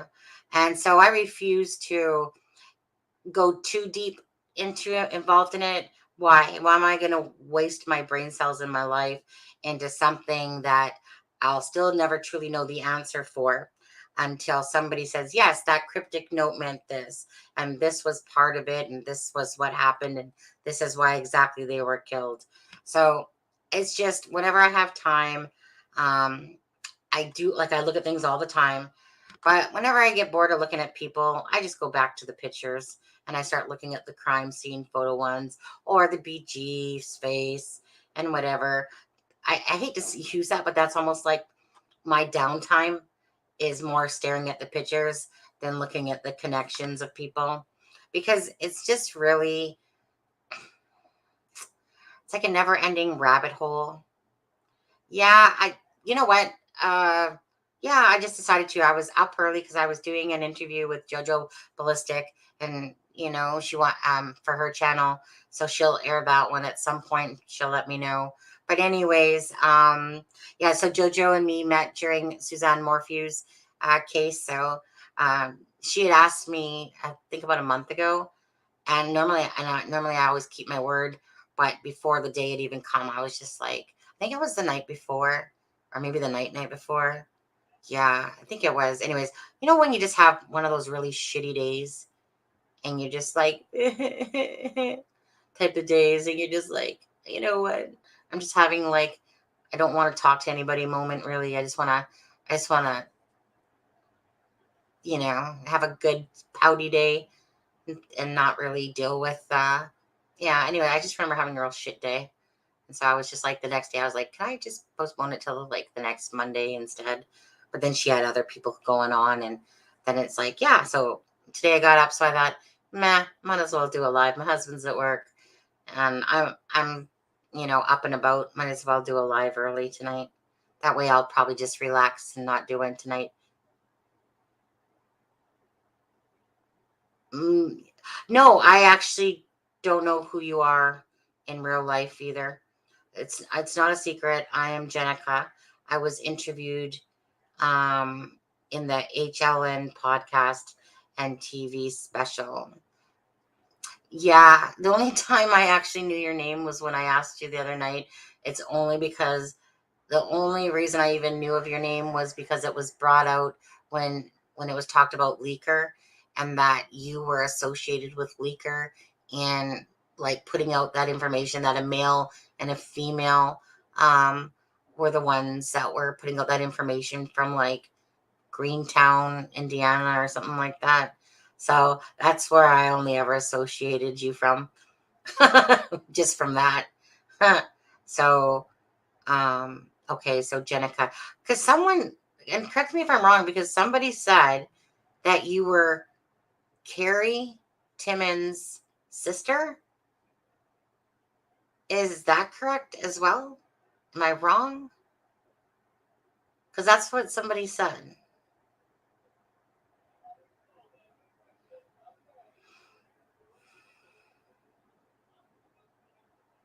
Okay. Yeah, yeah, yeah. Yeah, thanks for sharing, because I only had that impression from your name, just because I was like, I just remember going and finding it. And then I remember thinking, like, months later, going, what was that name again? Then I ended up remembering how it was kind of spelt.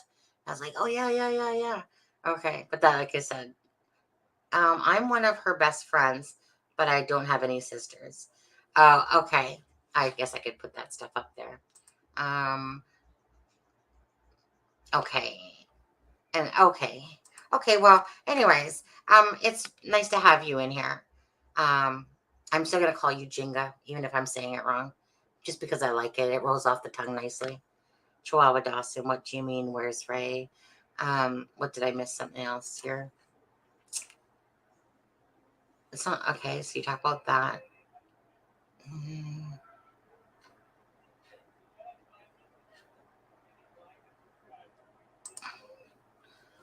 I am friends with all the family members of Abby and Libby.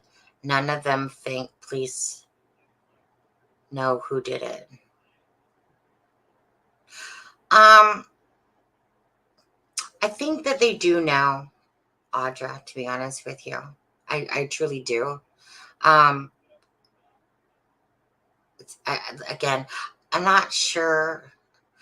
Yeah.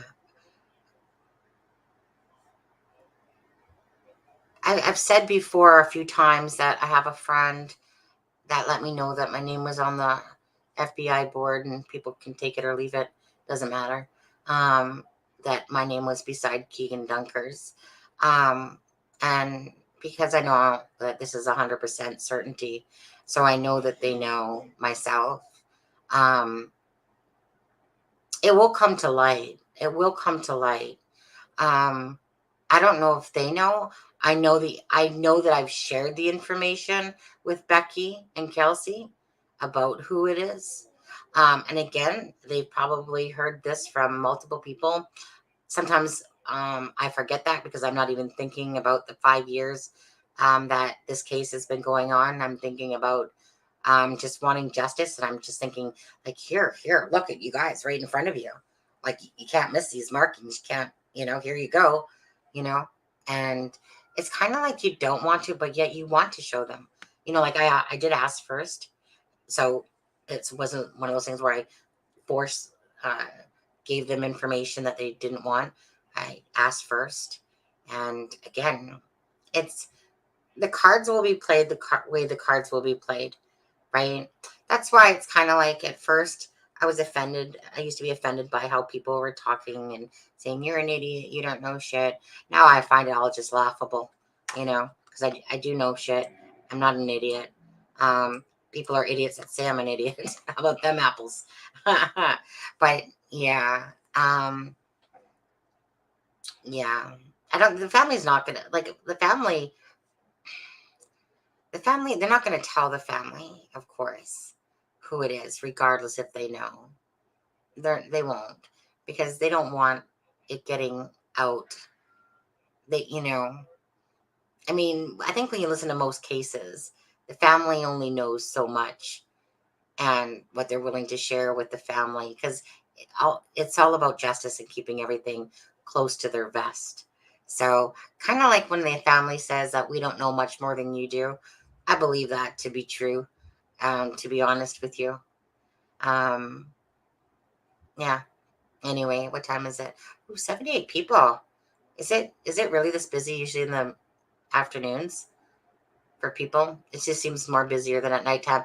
Or maybe that nighttime is that, when Sleuth's on or Real Chill Gras and different people, then of course, you don't see as many depending on who's doing it on there. But so yeah, I don't know. I think that it was really nice of Mikey to come on. And again, knowing full well that he might take a little bit of wrath for it, but whatever. But was willing to do the right thing. And I really want to look at, I really wish we knew more about Ray's that night. I really do. I really do. I'm going to send off Open Secrets an email. Not that it's going to get answered,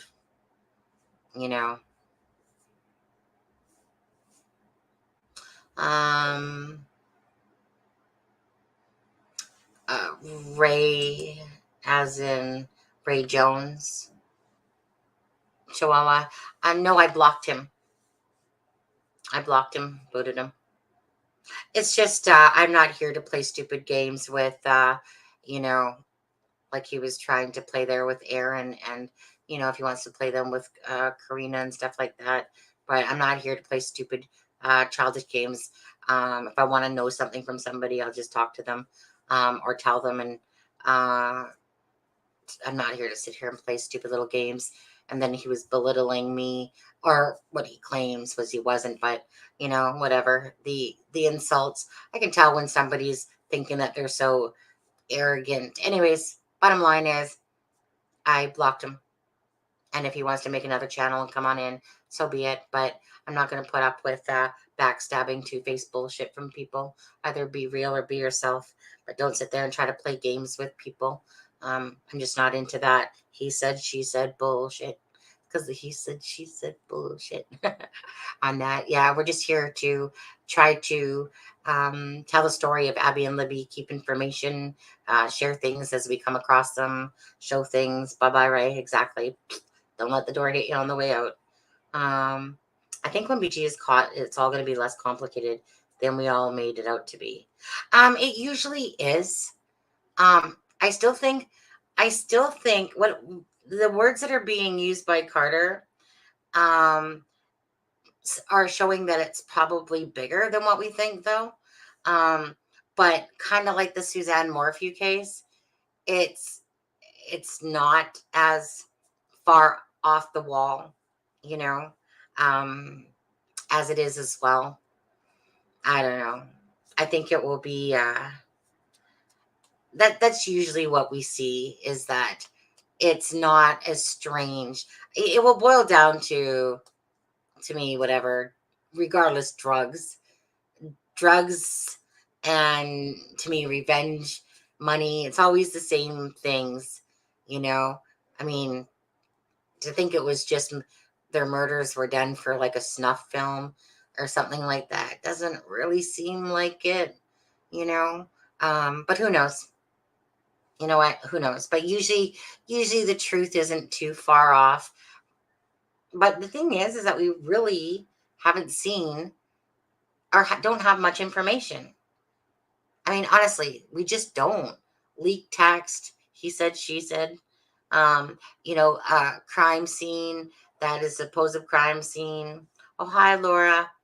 Hello to everybody. Wasn't expecting an afternoon live. I read through the chat to catch up. Yeah, I wasn't expecting it either. I just thought I'd do one and, see how it went. It was just about, I was thinking about Chris Mathis. I mean, open secrets, regardless if people like her or don't like it, doesn't matter. I have to use it to go back to reference a lot of times, because sometimes you miss stuff that Garrett said or names that Garrett said, or used, and then because you want to go down those rabbit holes and stuff like that. I just think that Chris says very telling stuff. Yeah, I mean, to me, Chris Mathis is probably the most believable out of the bunch, to be honest with you. Kurt's half, to be honest. I've talked to a friend of Kurt's, and and I think Open Secret said he's a pathological liar. I would say that definitely he's a liar when he wants to be. He probably has this thing about, like, isn't it funny, as he's talking, he's literally lying as he's saying it as well. When he says that he was brought up to tell the truth and that type of thing. Like, dude, seriously? You couldn't tell the truth if your life depended on it, really. But even as he's saying that comment, I'm laughing. No creators will discuss what topics? Kurt's, what is this? Kurtz has the same tattoo in his photo walking up to courthouse steps and cuff. Palladino's right arm tattoos are also a giveaway. Not too bright. Honestly, I'm not going to lie. I know that Aaron looks at tattoos and stuff like that, and if something catches my eye, most times I can never make out what the tattoo actually is. But, I don't really, like, I look at tattoos, but I don't really look at tattoos. So I'm not going to pretend like I do. If I see them as I'm looking at their picture, whatever. It was freezing out on the night of the 13th. Why were the rumors of the girls being warm? Let's just put that up there. What do you think? It was freezing out the night of the 13th. Why were the rumors of the girls being warm? Why no rumors of them being frozen? Because of being wet crossing the creek. I don't know why there were rumors of them being warm. But then again, I don't believe that it necessarily crossed the creek either. Right? Because nobody knows if they did or didn't. It's just presumed that they did. And I honestly don't know that they did, to be honest with you. It just, the whole timeline there doesn't make sense to me. It doesn't make sense to me that there was a staging, that they were murdered, that they had to go down the hill, and the hill's not exactly a fun hill. It doesn't make sense to me. So, like I said, we don't know that. And that's the part that I keep wondering about. Okay, why didn't the drones see them?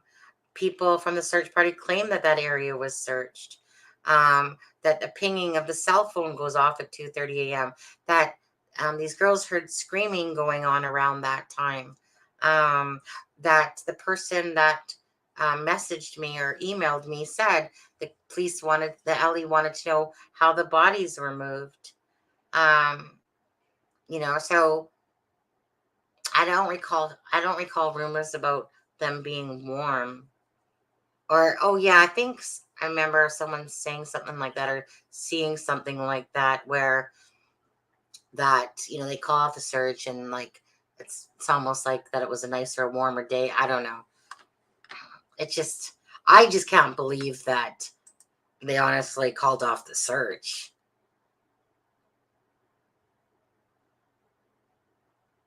Oh yeah. Thank you, Deb. I just can't believe that they called off the search. No, that just doesn't sit well with me. Abby's mom said that there was a rumor. Oh, wait. I don't think she was talking about the bodies warm. Oh, rumors of girls being warm. Oh, she's talking. You talking about the bodies being warm? Why rumors of the girls being warm? Oh, I know. I think she's talking about maybe the bodies like you're thinking. I was thinking about that they would be warm at night because, let me read that again. It was freezing out that night. Why were rumors of girls being warm?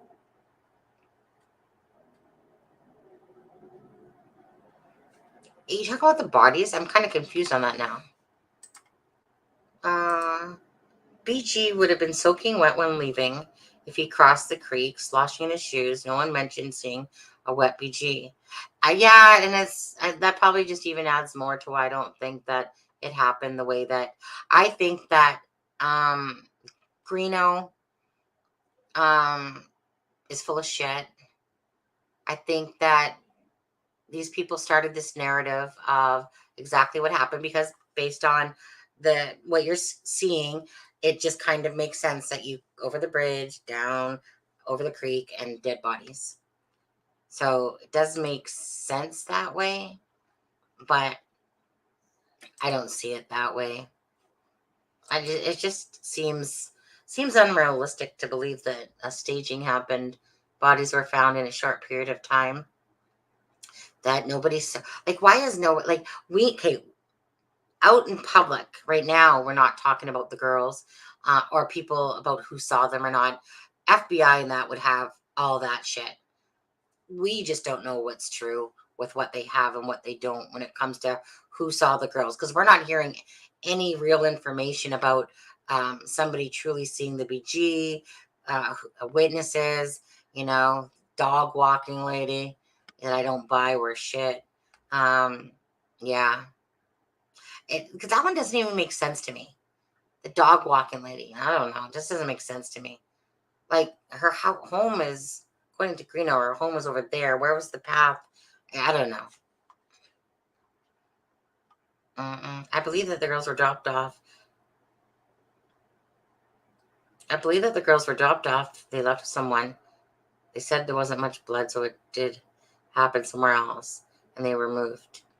Well, I think that one's not so hard, where I used to not believe that whatsoever. But now I'm more probably convinced that it more because of LE asking that of this lady, like, how are the bodies moved? Where they moved 5 feet, 20 feet? A mile?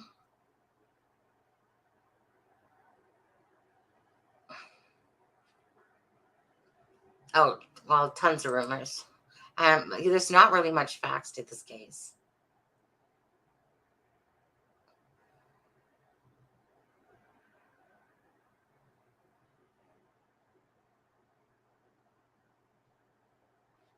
Mm-hmm.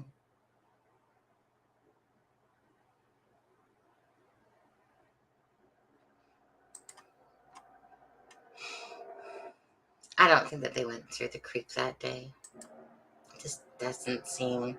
If it was staged, I'm sure the shoe was staged as well. And just like the clothes in the water were. I know. It's so weird because, I'm trying not to get too far off the beaten path, but, things are showing me that it's very possible that, because I'm thinking in my head at first, yeah, like, no, these bodies weren't moved, you idiots. Of course they weren't moved. They're telling you that the bodies were found where they were murdered or whatever. And, and I'm thinking, like, no, like that's getting to the absurd side of it, that because what idiot would come in the middle of a search, go, let me just wait for the right time so I can go plant these bodies. And yet it seems like the information is more twisted that way, but yet that part of me, it's like I'm not trying to be sold on it, but yet it's kind of hard to overlook a few things. And so I was trying to keep it to the straight and narrow, but then there's a few things that just don't make sense, and so when you put them all together, you're like, well, maybe they really didn't cross that creek, and that their bodies, they were stupid enough to take them somewhere and then plant them on Ron Logan's land. I still believe that Ron Logan was their escape, in a sense, to make it seem like Ron Logan did it.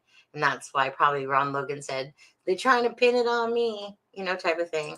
Yeah, I think that they were trying to pin it on him, to be honest with you.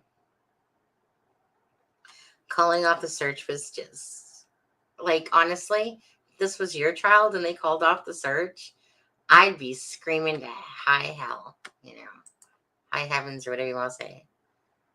Rumors, yeah, I mean rumors of the bodies being warm. Yeah, I don't know. I just choose to ignore some of these rumors like that. I mean, I know that they didn't die. According to Becky, they didn't die at different times. That, you know what I mean? Not like one was crawling and the other type of thing, and then all of a sudden she was placed. I know that obviously that we know that they picked two different dates because they had the option to pick the 13th or the 14th. Yeah. As for the bodies being warm, I guess I would agree with that. I guess I would probably agree with that if they were placed there on the 14th in the early hours of the morning.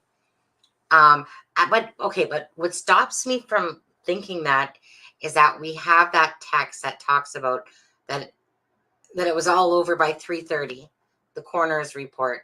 And if Becky said that, then Becky lied to you, So I get thrown off by that stuff sometimes because it's like, well, because wasn't that Erskine that said that? Was it Erskine about the coroner's report?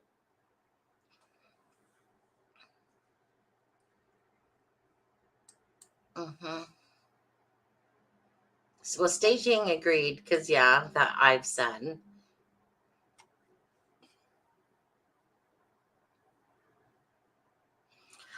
I think so. Sometimes I think so too, public. That the MO was borrowed from another killer to take place.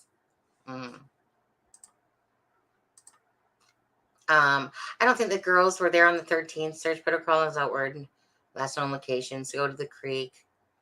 Then go around and start at the creek bank again on Ron's side.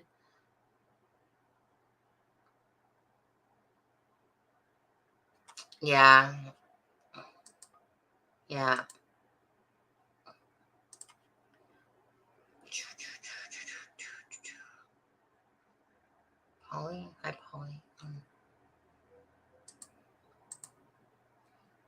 Agreed. Green, no gray hairs. Good. I'll make. Yeah. They both act like that they own the entire case themselves, and type of idea that they've done the most work for it, and they've done this, and they truly feed their own egos. To be honest with you, but whatever, right? I just it becomes about. It just becomes about, again, there's so much shit to look at, and it does, it gets very, it's hard. It's hard for anyone looking at this case, what's truth and what's bullshit, you know. Because even when you're asking people that would more have the knowledge, even then you still almost don't know if you believe their answers, because are they saying it to you because they're not supposed to say something else, or you know, it's kind of like this one. Okay, here's a prime example. Is that okay? Let's talk about that shoe. Well, Kelsey was talking about the shoe, and she was talking about how you could tell how the person was below her, the person that looked at the phone and saw the deers. Sorry, I'm yawning. Saw the deers, were the ones that saw the body at the same time the other team, as Becky said. So it's kind of like if the bridge is here, and then you go down to the drive. 1 second. Then you go down to the drive, and then it gets really steep if you go that way, of course, unless you probably went around the other way. But regardless, so if Kelsey's talking to someone, but we don't know where this person is, obviously the people in the search party do, or whoever else was told.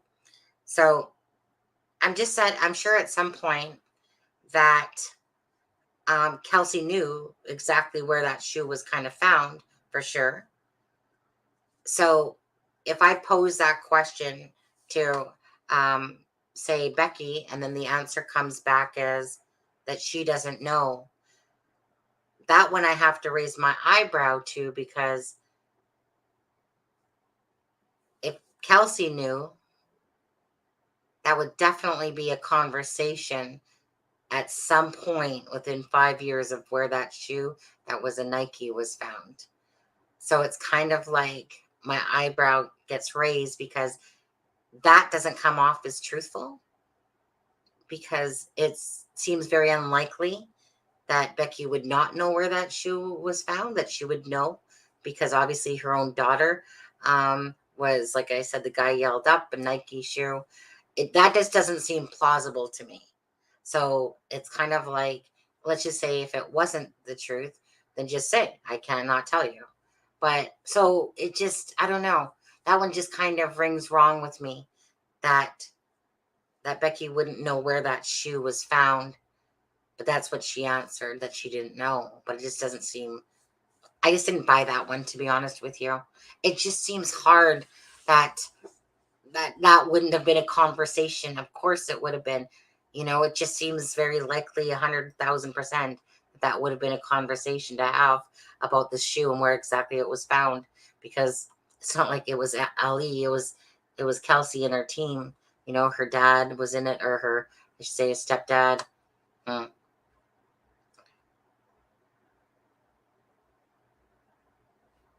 Well, again, who said that the shoe was underneath the bridge? That's what I'm talking about. Because I've heard that it's been in the private drive as well.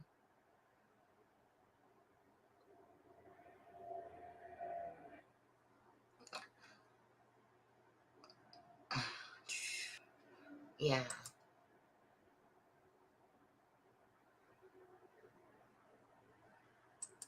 Yeah, because apparently there wasn't very much blood found at the crime.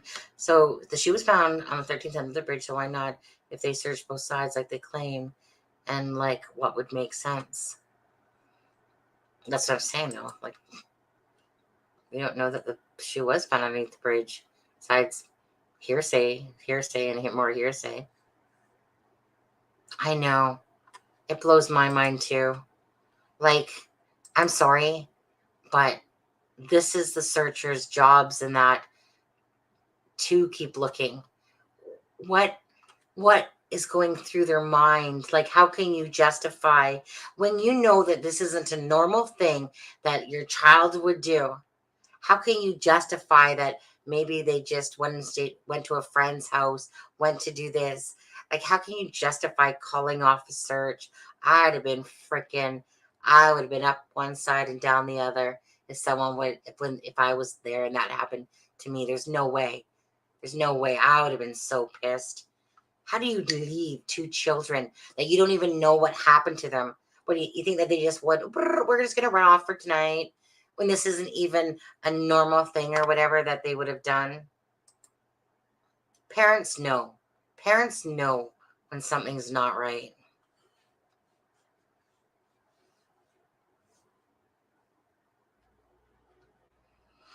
I think that was Libby's, actually.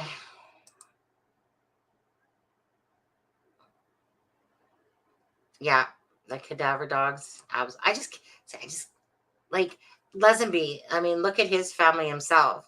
Bunch of meth heads back there as well. You know, why would you call off the dogs? Even the stupidest person, you know.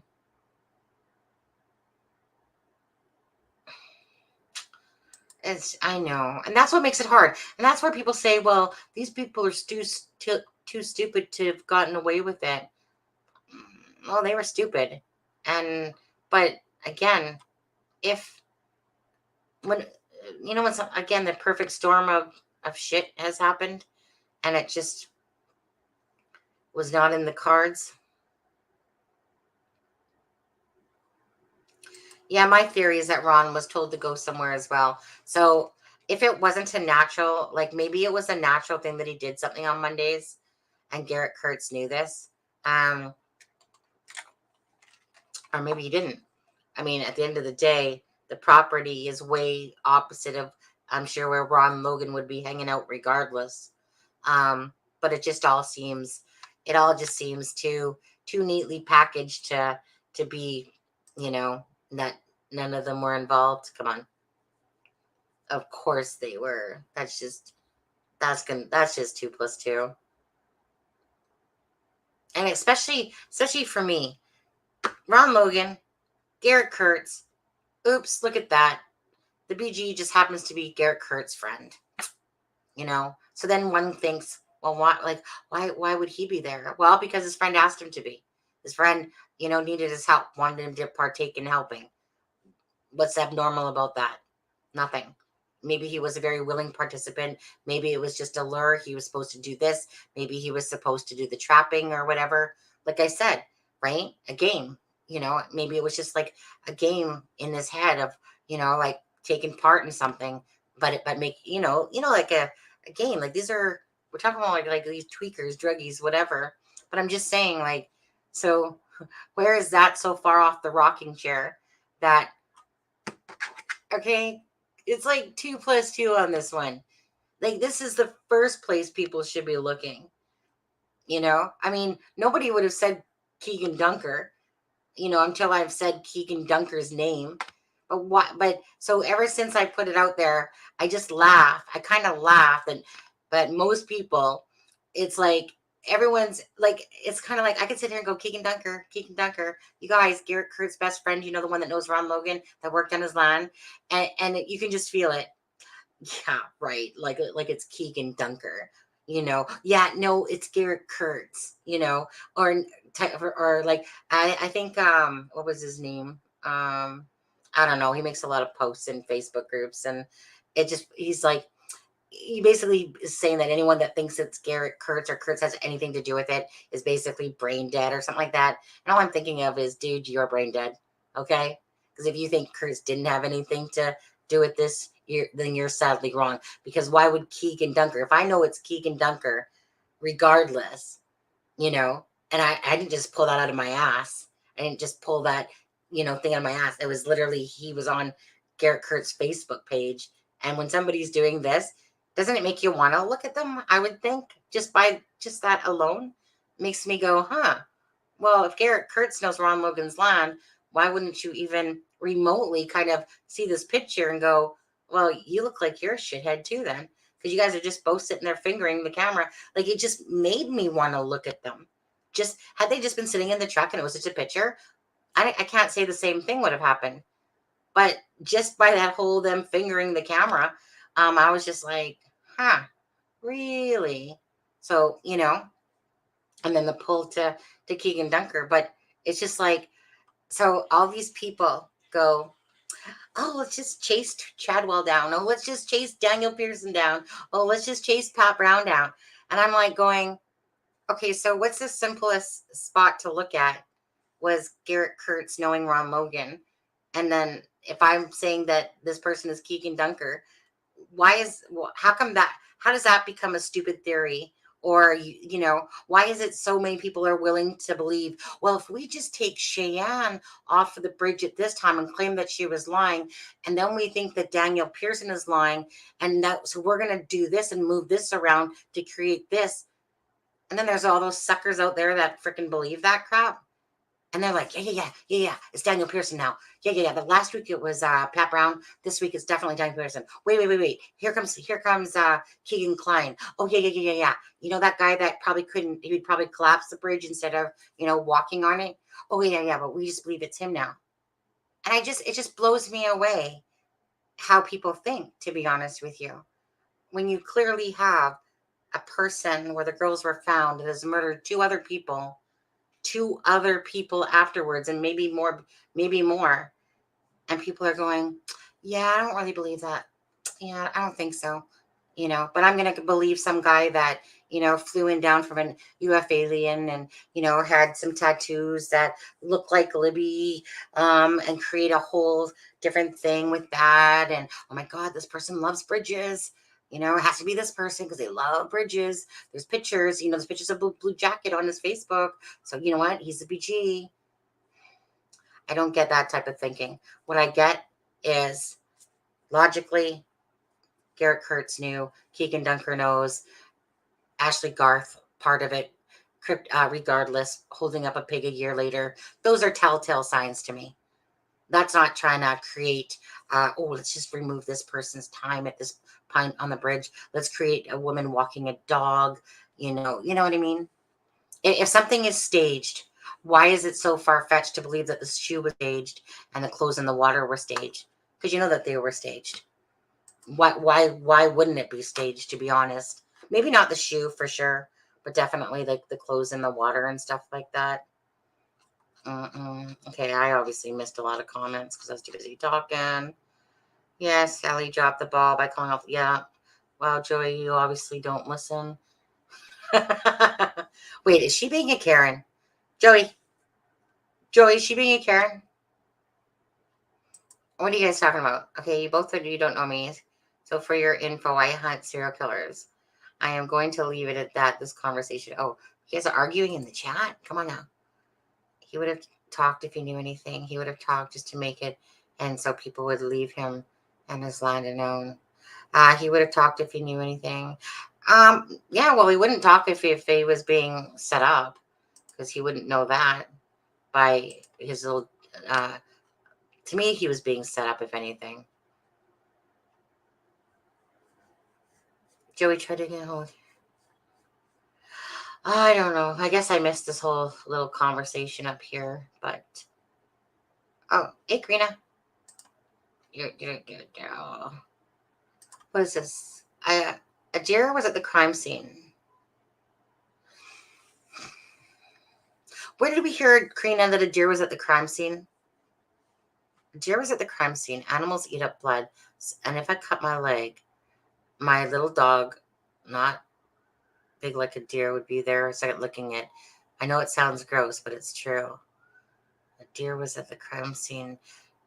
I don't know that a deer was at... Well, I mean, I guess so. Could have been. Oh, you're talking about when the guy thought that he saw a deer, you know? But I don't think that I don't know that the deer was actually there. I think that that's what he just thought he saw. That something made him look up. Maybe.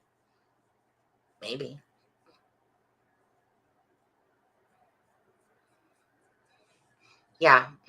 Well, it's about Abby and Libby. That's it. And I'm not going to veer off from that. You know, I'm going to stay straight to my course here. Like I said, people, they can call me whatever, a fucktard. They can call me whatever they want. I would have to give a shit, to be honest. I'm just trying to use what's out there. I'm not trying to create a wheel. I'm not trying to create anything different than what's put out there. Yes, I might have my own thoughts about possibly what might have happened and whatever. But even I'm not convinced to myself on the whole, did they cross the bridge? Did they not cross the bridge? You know, like now like I think Ray Jones was saying that he didn't believe that Kelsey, that the girls were dropped off by Kelsey and stuff like that. You know, I'm not really into the whole twisted part of this theory. If it turns out to be true that Kelsey didn't drop him off, it just seems unlikely that that somebody wouldn't have called her out and said, no, she's lying. You know, I'm not into twisting it that far. I like to try to stay around the bare bones of what's going on. But in this case, there's not a lot. So I'm just taking what I came across. And what I came across was Keegan Dunker holding a pig, besides knowing the markings. Keegan Dunker holding a pig, that I could find that same mask to me at the crime scene from Devil's Hop Yard. I could find that. That we could find a cryptic note that says KD is the bomb, smile motherfucker. We know that the LE was looking for videos and cameras and knives of people purchasing prior to the murders, because that was said by like the store owners and stuff like that, that Ali was looking for these things. So we can take, like I said, this stuff, and we can take what Garrett Kurtz is saying with a grain of salt, but still there's truth in there, definitely. We can take what Chris Mathis is talking about. So Jason Palladino, like we can take what the Facebooks are telling us of how they are as a person, or if they got some deep-seated issues going on. You can always tell, yeah, you know? So it's just taking that stuff combined and then going, what sounds realistic? So if I've heard from close friends of the family about Derek being an informant, I remember watching it on Crime Dive, which is Matt Sullivan, about the whole informant thing as well. I've heard it enough places that it's one of those things. Even if I don't have that paperwork to go, hey, Derek German was an informant, there's enough stuff there to me to say, hey, you know what? Tina Rodell talked about it. She talked about Gabe Ellis, and I think her sister that is seeing whatever that guy douchebag. And when you just look at all the information, and yeah, it just makes sense. You know, if it just makes sense from enough information being said by people like Tina. Her daughter was there that day with a group of people that I call watchers.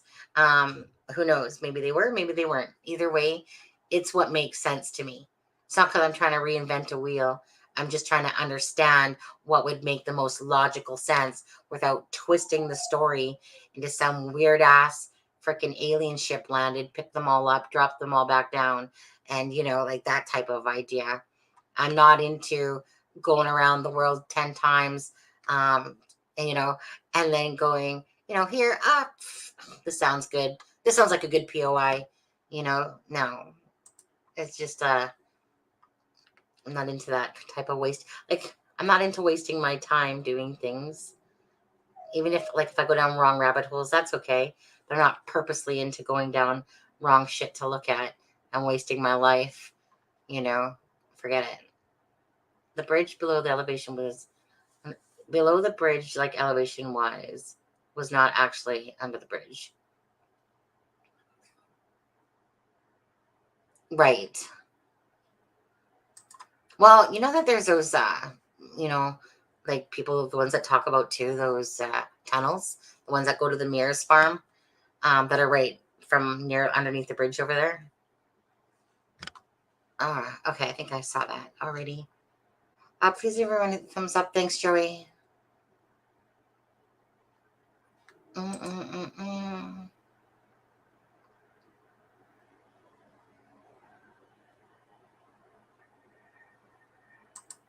Mm-hmm.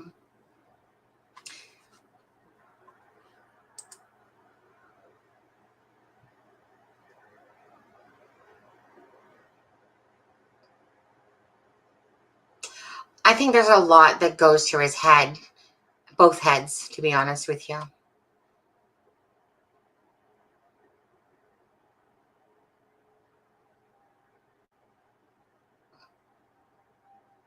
Yeah.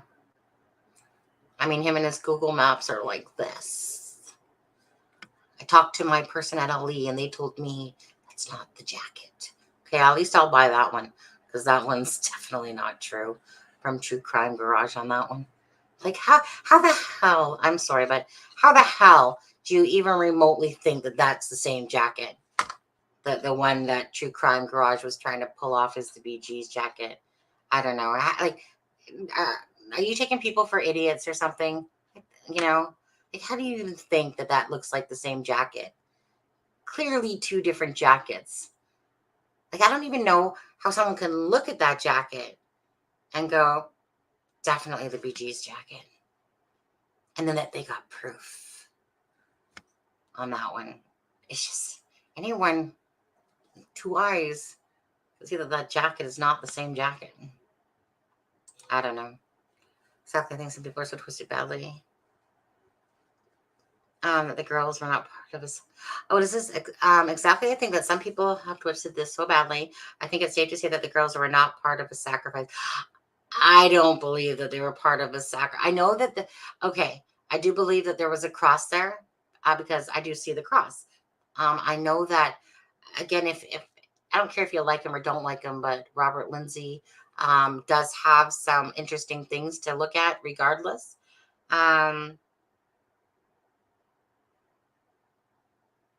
No, Vinny, I don't think so. I mean, I think that no. I mean, no, I don't think people listen to what Ellie says, to be honest, when it comes to them. They're using them for information, for sure.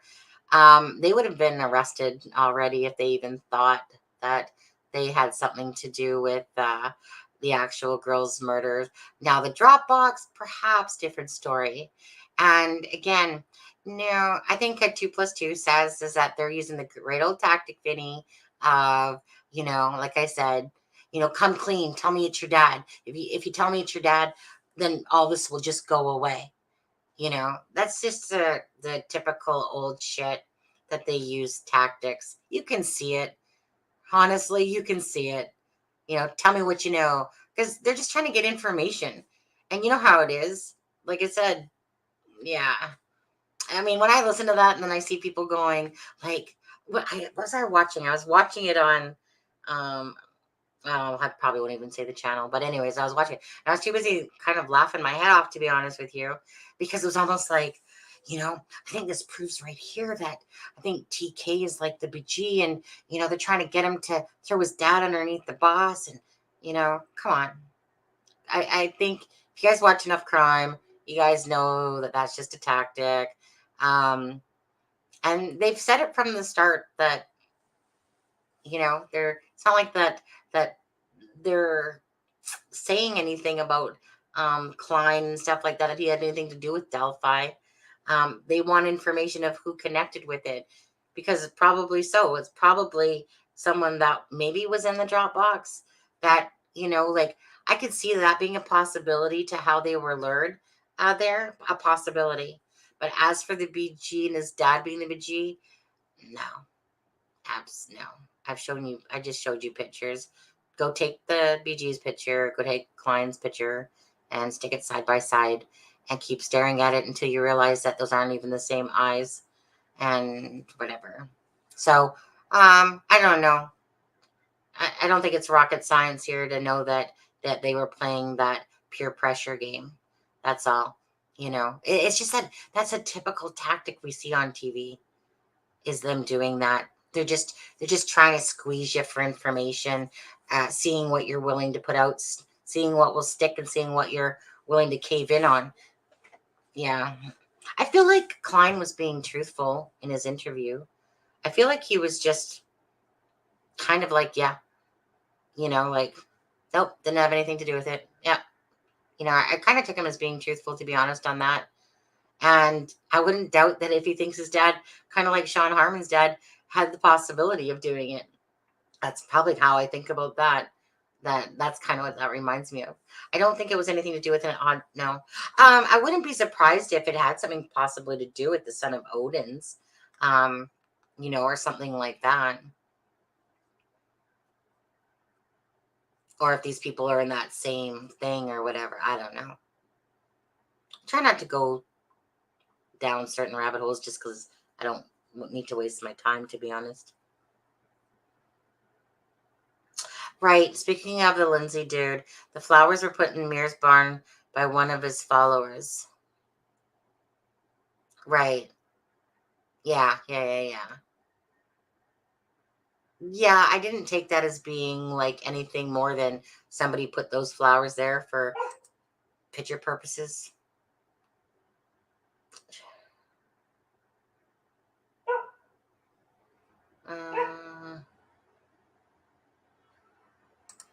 Yeah, just something to think about, Vinny.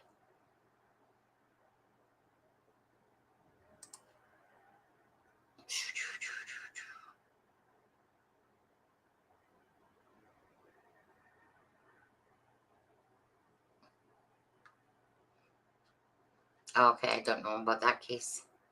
Keegan is not too smart. I'm assuming you're talking about Keegan Klein. I'd have 2 lawyers during questioning. His responses are contradictory.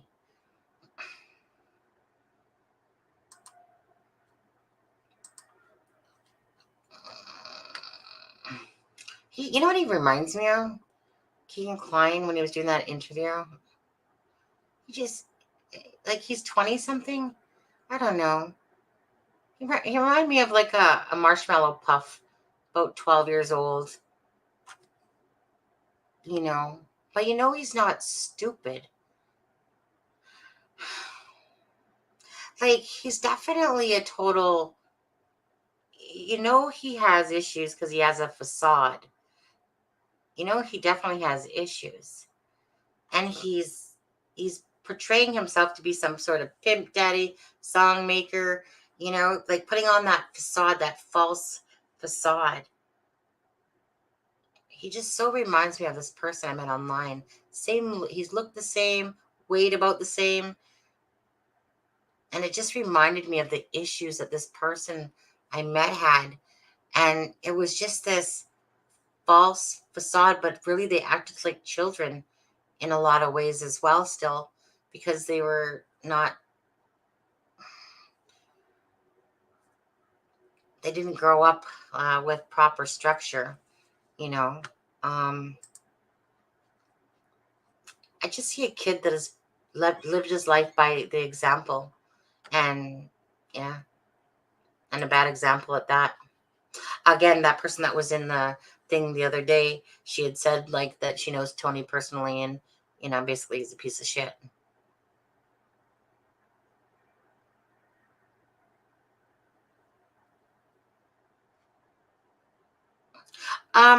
Right. I was just thinking about that one actually, Karina, today. Because it was something that I was looking at. I'll have to ask my mom about that, to be honest with you.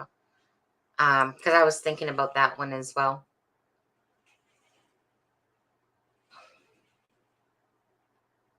Yeah, I'm not gonna, I don't even know what's going on or being said there. Gonna leave that.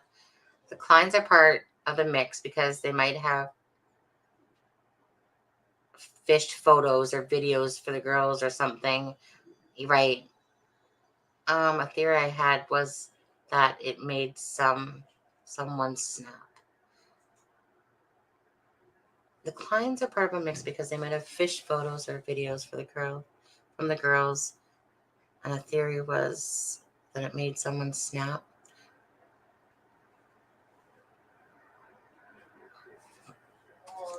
I don't agree with the last line.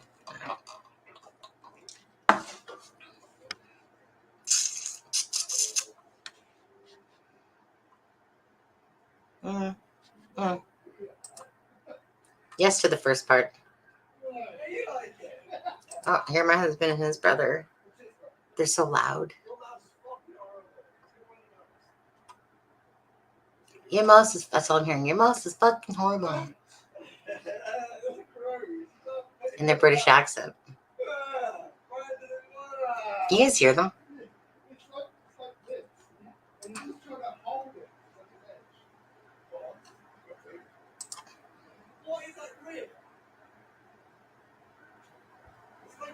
Okay, they did not. Brett, I'm not sure exactly when Keegan Dunker started working at Indiana Packers, to be honest with you. I don't know. I know he worked at Indiana Packers. I know he worked at Rural King. I never bothered with it, like I said earlier in this video, just because I knew he worked at Indiana Packers. Regardless, he would have known about like that picture where he's holding up a pig. Like possibly that's like. Hold on a second. One second.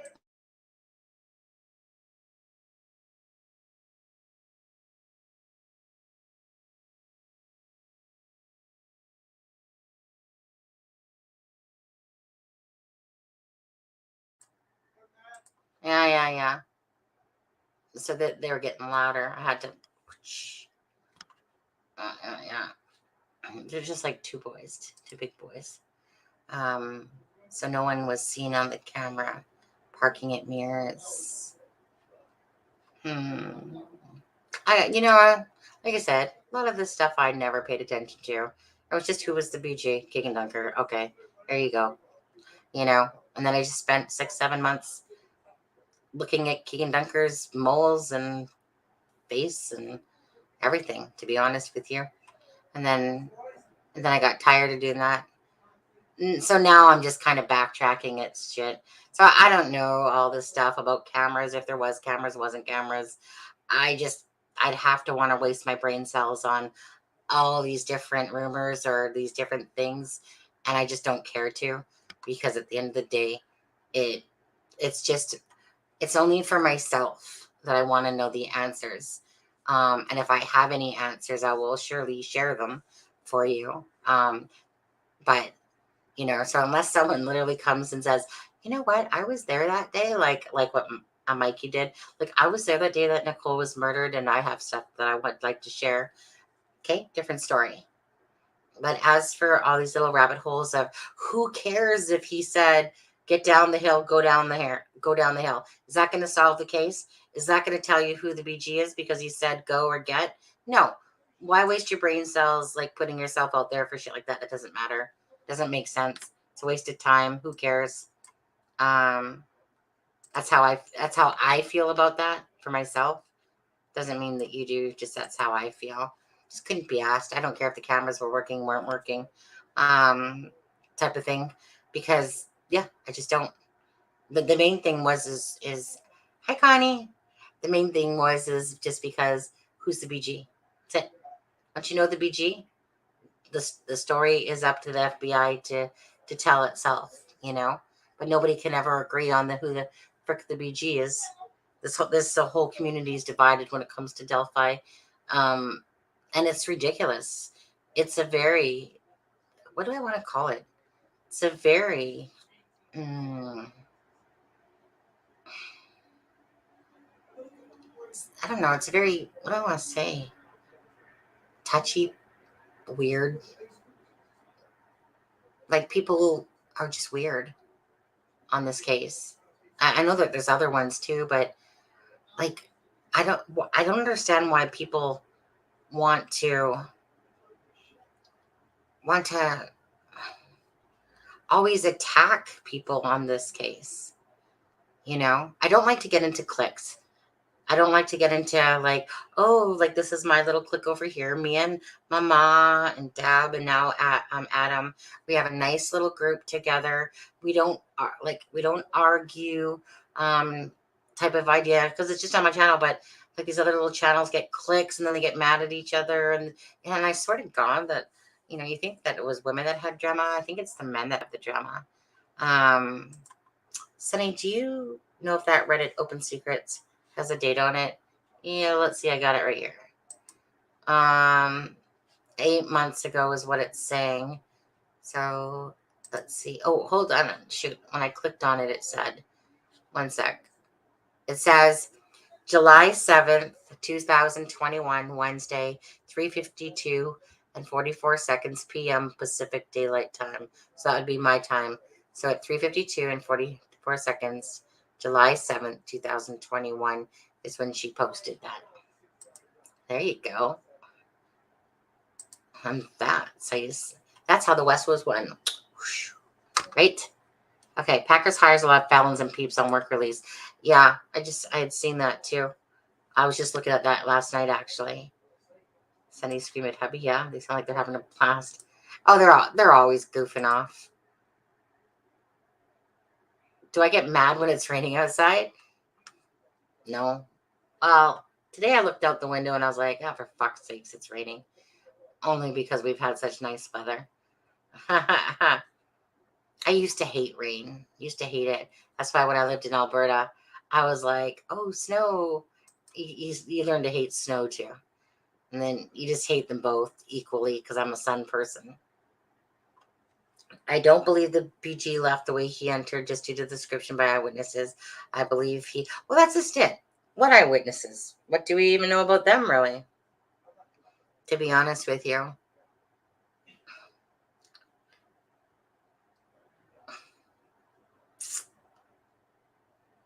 You know what? It's anyone's guess on this one. Honestly. Ellie has the information. We have nothing. If we relied on Greeno and Grey Hughes, type of thing, for their information and just believe that, I guess, people wanted to stay there and then be happy in their happy spots. But when I think about it all, it's just he said, she said bullshit. This person, you could never, even out of like the people that are telling you something that no, you can usually never get a real story out of anyone. It's just like, why is this so hard? Why is it so hard for people that have some answers just to give a straight ass answer? Why does everything have to be difficult? Like you're pulling freaking ass teeth. I don't get it. Was this person there? Okay. What were these people underneath the bridge? Everything has to be made into this huge mountain of a mess. Okay. It would be interesting to know if it, I know I would be interested to know that as well. But I did ask the Dick what he was doing on this 13th of February. Keegan, I'm talking about. And he said he doesn't know what he was doing, but he knows he wasn't doing bad things. I'm pretty sure he was clicking his Nintendo or PlayStation. I'm pretty sure that's probably what he was doing. Oh, wait, no, in his mind. When really he was the one on the bridge that day. Mm-hmm. Thank you, Slippy. No, you could see that he didn't want to discuss about JP. Yeah. Okay. I'm going to get going here in a couple minutes, to be honest with you. Because you know what? I've let my KFC go nice and cold. And I forgot because I cannot stand cold French fries. Freaking cold-ass French fries. They suck ass. And now my French fries are cold. And I don't like reheated French fries. Are they even a little? No. No, they're cold as shit. Totally forgot about the French fries. Yeah, I hate cold French fries. There's nothing good about a cold French fry. Maybe if they're soaked in gravy, perhaps. Okay, and just appeared to be perhaps one of the volunteers, and then they just walked off casually. Nope, I don't think so. Don't think so at all. Whoop, my French fry just fell to the floor. Mm-hmm. Well, yeah, that did happen. It does make you wonder if saying that KD is the bomb, if that has any reference to that whole thing. Because remember, this was a year later, right? Like meaning, or sorry, this note was in December of 2018. So like the cryptic note. So when you see KD is the bomb, it does make you wonder what the reference there is. Like, is it KD's the bomb? Like, yeah, you're number one, dude. Or is it referencing KD is the bomb? And referencing the Packers because doesn't it just seem strange? KD is the bomb. And then like 2 weeks later, I think it was, is that a bomb threat's called in? Is somebody trying to distract? I don't know.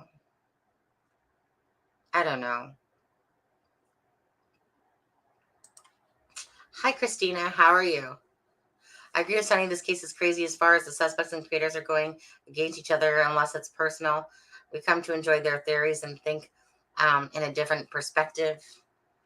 Thanks for stopping by, Christina. I thought the bomb threat was on the 13th. No, bomb threat was on like the 22nd or something like that. He waited until it became darker and blended into the crowd. No one was able. Yeah. That's just a different path than mine, to be honest with you. I don't believe that the BG was at all in the search party. I don't see it at all. I see it because you guys, again, were looking from two different directions about the BG. So I don't see it. I've never seen my POI in the thing. I just, no. It's not my path anyway.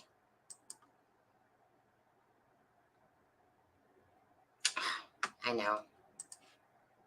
I think it's just people that, try to use logic to the whole thing and come up with their best estimated guesstimate on what happened. It's all we're ever going to do. No one's ever going to know the exact truth until the truth comes out. Not unless somebody close to the family or somebody that has a lot more information is telling, giving away some information. They thought an older man did it. Now they think a younger man did it. It's not complicated. Well, it is complicated. It's a younger man. Yeah, February 22nd. Correct.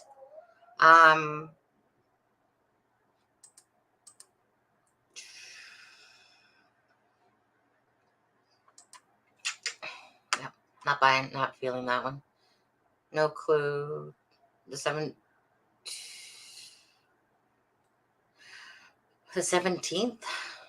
Don't you mean the 13th? Yeah, I think there was a typo there. Okay, what else we got? A good point about Katie is the bomb Sonny could be. Well, it's just, kind of makes you wonder.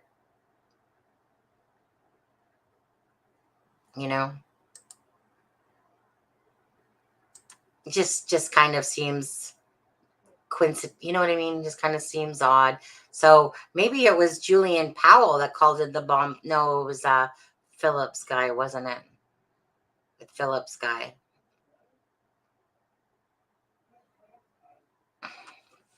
The BG, do not give him credit. He is not smart. Do not give that guy credit where credit's not due.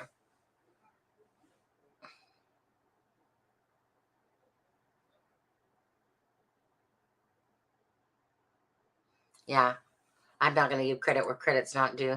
These people are dumb as doors for the most part. When it comes to, like, they're good, they're smart. When it comes to their natural, like if a guy, I think I was saying this to Mikey, do you need to go to school? If some people are just really good with their hands. My husband's that way. He didn't need, he was taught certain things, but he's just great with his hands. That's where they become smart, when they actually are in their element. Keegan would be in his element of hunting. Right, killing for sure. Worked at the pig plant. That makes sense. Oh my God, there's a little yappy dog outside. So witnesses said the BG, no, brown red, like brownie red, and that it had a mullet. Okay, and he did it. Like you can literally see the hair on the ISB.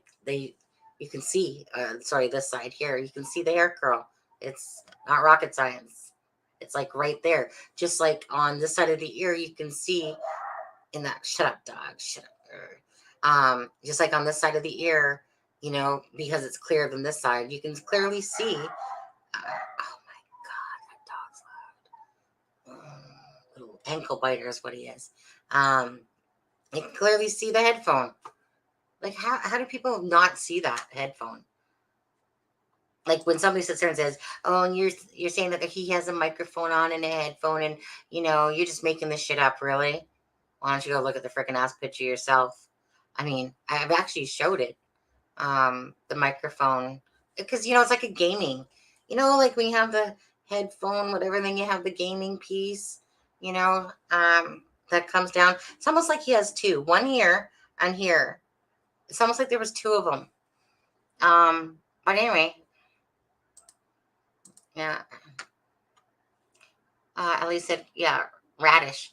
Oh, so the person had radish hair, huh? Was that radish? Like radish red?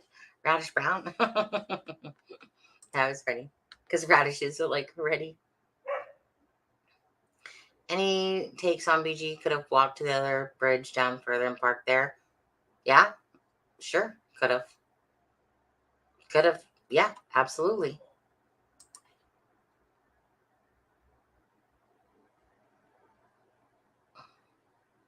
I gotta go. Bye, Cher. Take care. All the best. Thanks. So his son, Ron's grand. So is Ron's grands a redhead? A redhead that's friends with Garrett? Huh.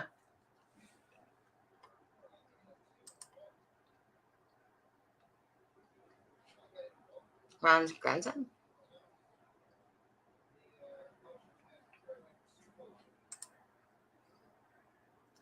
February 6th, someone made a threat to Pew Pew. Yeah.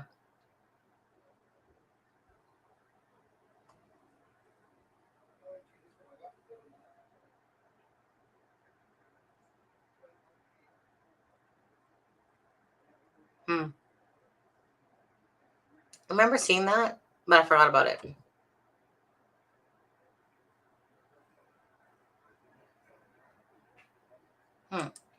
Pew Pew. All I kept thinking when I was looking at that was PewDiePie.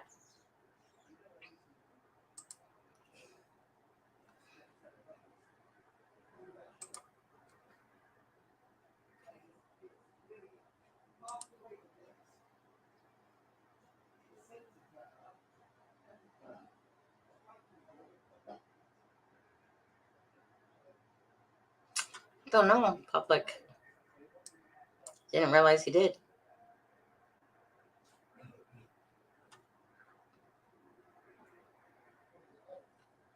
Yeah, it's something to kind of like look at, you know.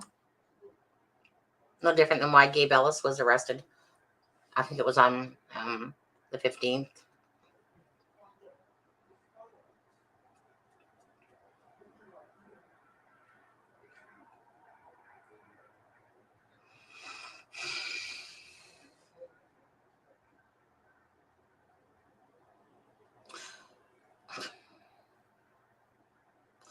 Well, I can tell by the footage on the 13th that there was like a white truck. And Pat Brown's truck, I don't believe is white. And this was the one at the cemetery. I don't believe it was a white truck, though. Mm-mm.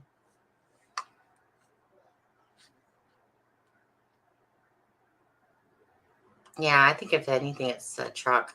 I don't ever know. I mean, like I said, truck, and then people car with paper plates, and blah, blah, blah. I know didn't Tina say that the car had paper plates on it, right? So, like the car that was picked up her daughter with Elijah Cook and those people in there. Okay, I'm just gonna scroll down here and answer these, and then I'm gonna go so I can eat and relax, I guess. I think the bridge guy. Oh yeah, I'm definitely keeping in line with my typical streams. How long they go? I think bridge guy worked at Indiana Packers, came in from the Monon High Bridge Trails. That explains why he had a lot of clothing on, because employees have to just warm in the plant.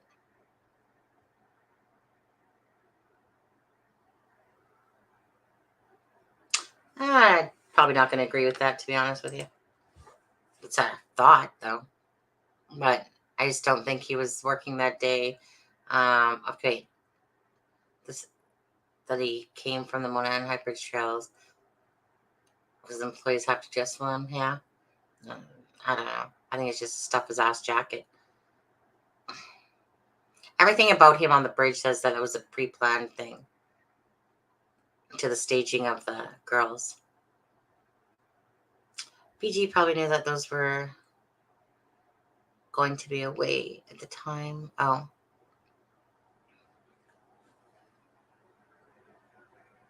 Are you talking about the Weber property? I think the Weber property comes into play.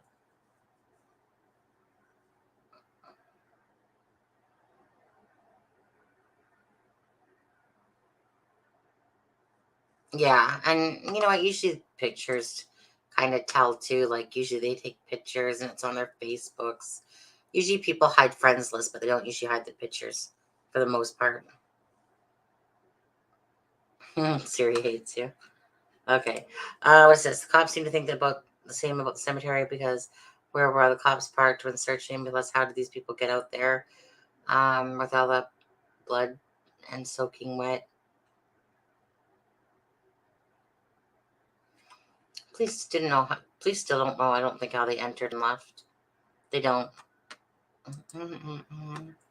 I think their guess is as good as anyone's, to be honest with you. Hence why, again, that same person that they asked how the bodies were moved, they asked how they got in and out.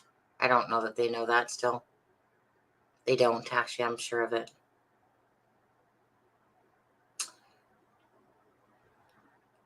Yeah, from behind the Packers plant. It's too clean, so many things which could have gone wrong, but somehow went to plan.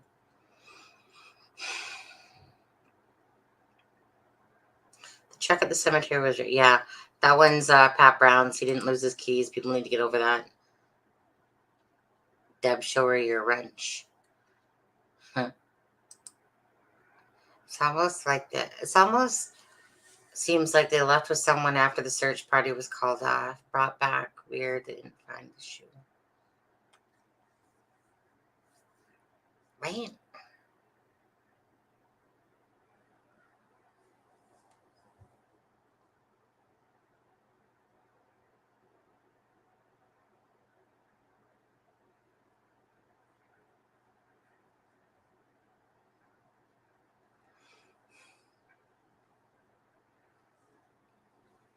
I hate, you know what? I really hate to say this because I just don't like going off the beaten path too much. But at the moment, I would think that the girls were taken somewhere. They were murdered later on. They probably were turned into a video. A murder video for those sick, twisted bastards out there in the world. And that they were brought back at later on in the morning.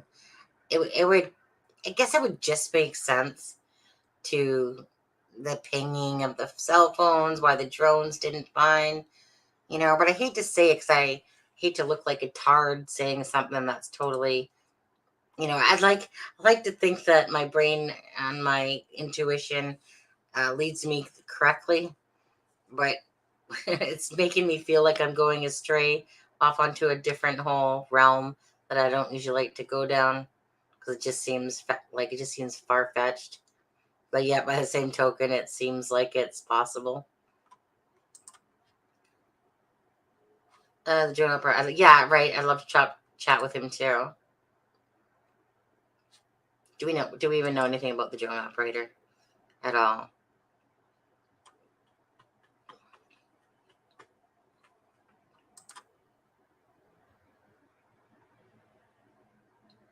Well, that's what I was thinking originally. And I'm not sure that I'm still. I was thinking that Michaela was the one and that's why I asked Becky if Michaela was there the night before. I don't know if I believe that so much now. I just believe that every time I see her name, I just don't like her for whatever reason. I just feel like she's full of shit. Like I feel like she knows more.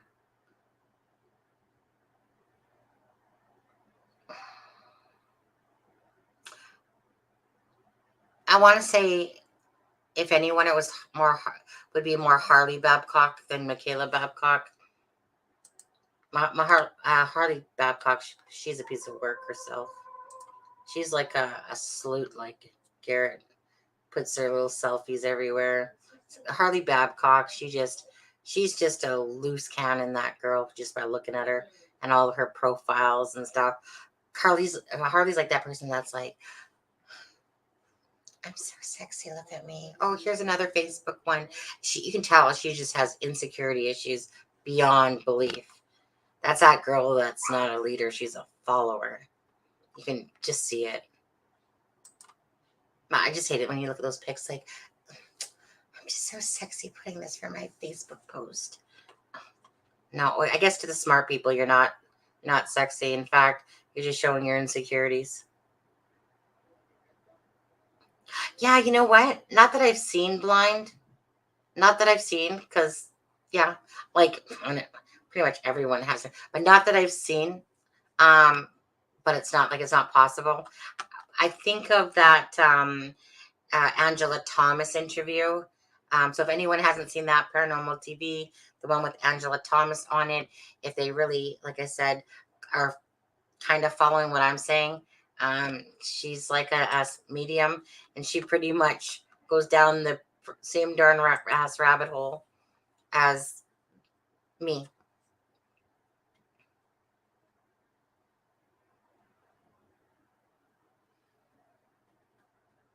It's not that far. It's 6-minute car ride from, well, that's to the private property.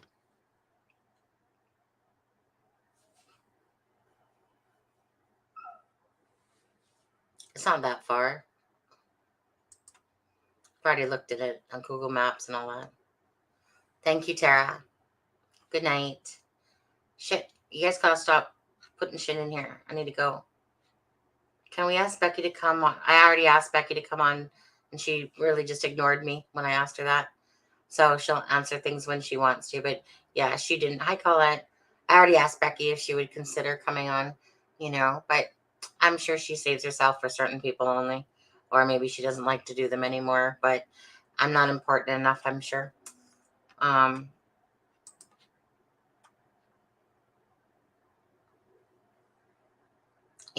mean, maybe if I was Gray Hughes and sucked up, their asses every time that they came on and acted like, that I'm a real jerk, and then I'm really nice to them and stuff like that. Just so fake to me when I watch that. Just so fake.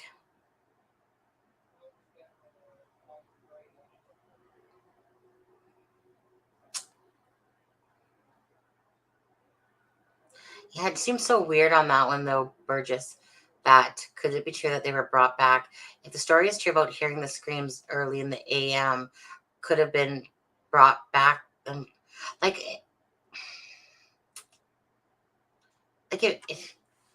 it does make me wonder. Yeah, of course they would know the time of death for sure. Someone needs to sneak in, grab the time of death properly.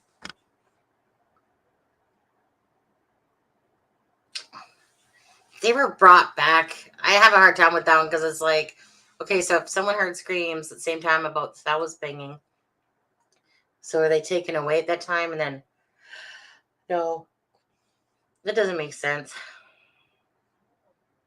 Right, I know. I get that one too, Jenga.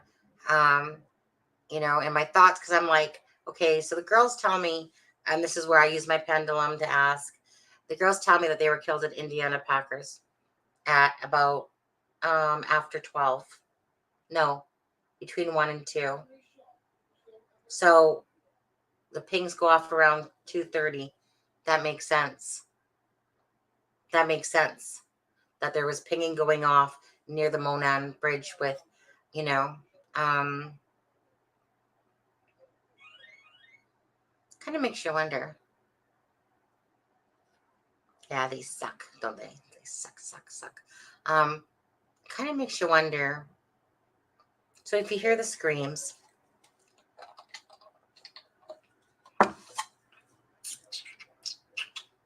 pinging going off, I don't know. Because it seems unlikely that they'd be like, kicking and screaming. If they were at the Weber property, for instance, like kick, scream, eh. And then all of a sudden, I don't know. Yeah, no. Yeah, I can't make sense of that one a little bit. It's like there's something there, but I can't quite figure that out, to be honest with you.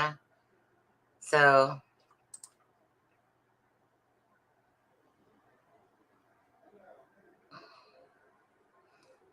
which one?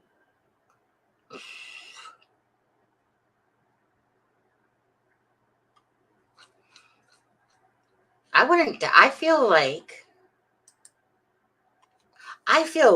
you know how I feel about the shoe? I feel like this about the shoe. I feel like they were staged. Their clothes were staged in the water. I feel like that shoe was in somebody's hand and they freaking whipped it across. That's how I feel about that shoe.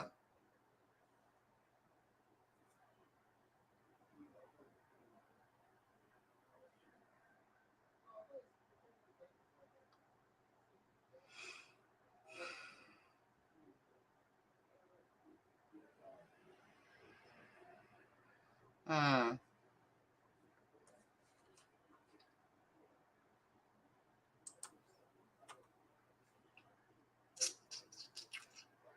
I don't know anything about this, to be honest with you. You're talking about like that one that when they're doing it that day and they got the scanner going? That one? Or was there more to it? Thanks, Colette.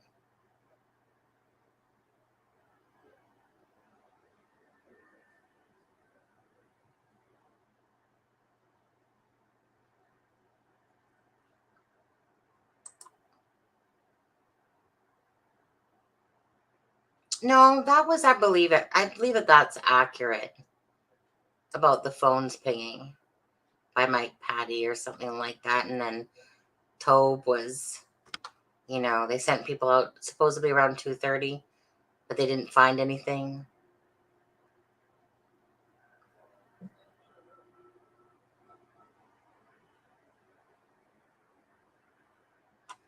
Yeah.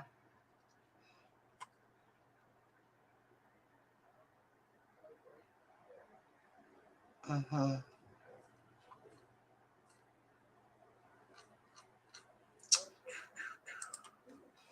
So to be honest,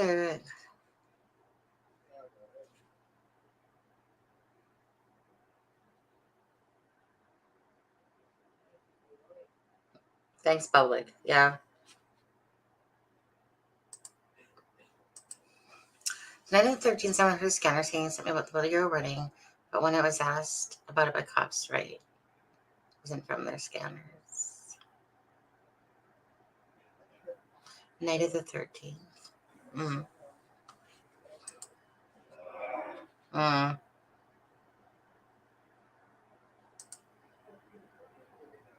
Hey, Jerry.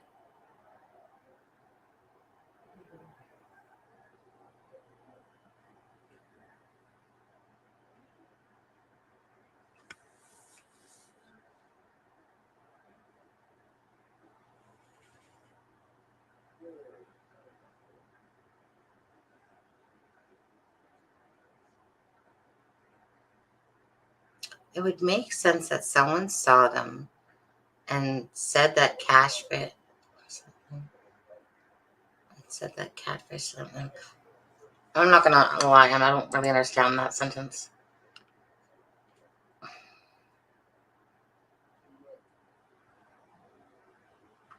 Phone was dropped? No.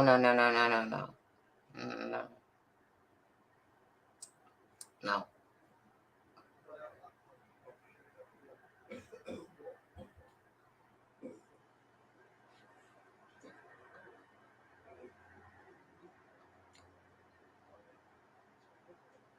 Haha. Hey, Jerry.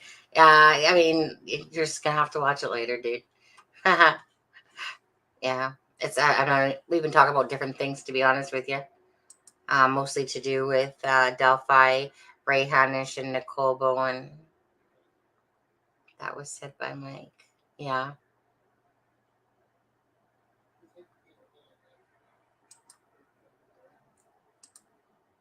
Um. Yeah, the area could have been pre-staged with the area. I'm not sure what you mean, Deb, because like the area was staged. Unless you're thinking that it was pre-staged before. I don't think so. Could have been, but I would likely probably go the other way. How did the phone only ping at around 2 a.m. if it was dead? No. So we don't know that the phone was dead, though. We know what we know is that, and this is because sometimes people need to go back and watch what Mike and Patty perhaps said on Jason Herbert, yeah, Herbert Sherbert guy. I think some people need to go back and watch that one where the Patties talk a lot more about this stuff and about time things, because they call the phone and at some point, they feel like it was like later than 5, that then the phone's, not answering. So whether it died or it was shut off by somebody are two different things. So I don't know. There's something about that phone too that bugs the hell out of me. Like, why wouldn't they have taken the phone?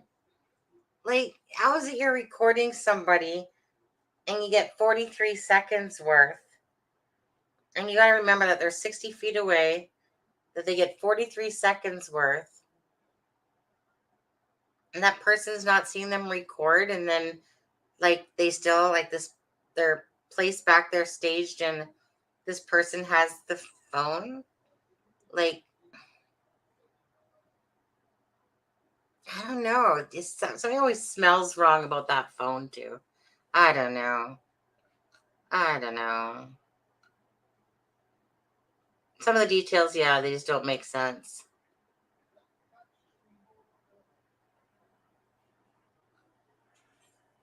Because if we look at Open Secrets thing, it says,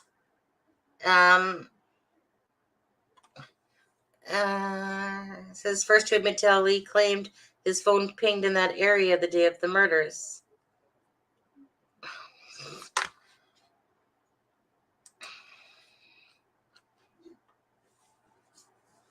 Right. That's a very big possibility, Jinga. Right. So the cops would find it because, if you recall, it was, you hear something being said about using, what was it? Using Libby's phone? Was it using Libby's phone to send the video to the murder of them, to send it to the other phone? And Kelsey will use the words, "We tried calling their phones." I thought that was very telling.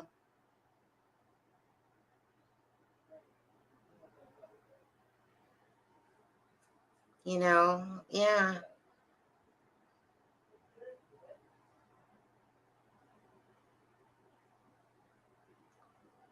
Right. I get it, public. Same.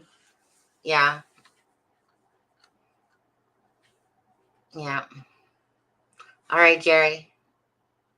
Okay. You guys, I'm getting hungry. I have my KFC that's been sitting here for a good hour and something beside me. That's freaking cold as shit. And I hate cold fries. Anyway, yeah, I'm gonna head off, I think. And thanks for the conversation with you guys. Again, it's just like when you guys talk to. There's things that make sense and the things that don't make sense. I think, Jenga, that there's a lot of things that you just rack your brain because you're not sure where the truth lies. Like, again, like 2:30. Okay, so it said that Toby got a phone call, said that there was pinging going on, that they sent out people to the bridge and they found nothing around 2:30. And yet, you think about everything about the drones and honestly, why does it have to be so complicated? BG broke the phone because, if someone were to ask me, just if I was to guess, I remember them saying that they had to get the video off of the iCloud. Yeah, Pat Brown is not the BG, but that's, if that's your avenue. Because you know what? Pretty much everyone out there hunts. That's a guy. Because that's just what you do, really. Especially in small towns like that. Yeah, see you, Laura. But anyways, yeah. I'm going to stay on my Keegan Dunker path because that's who my BG is. And I know that for me for a fact. I'm going to continue down the Garrett Kurtz, Palladino, Ashley Garth, whoever else is involved path. It's just a lot. But one day we'll all see the answers for it. I think it's just what makes the most sense. And like I said, we can sit here and guess all day about this and that. And you know, but it's nice having conversations because, like I said, awareness, trying to figure out answers. And then hopefully during this time, an arrest is made or arrests are made. I still feel like it's coming rather soon, to be honest with you.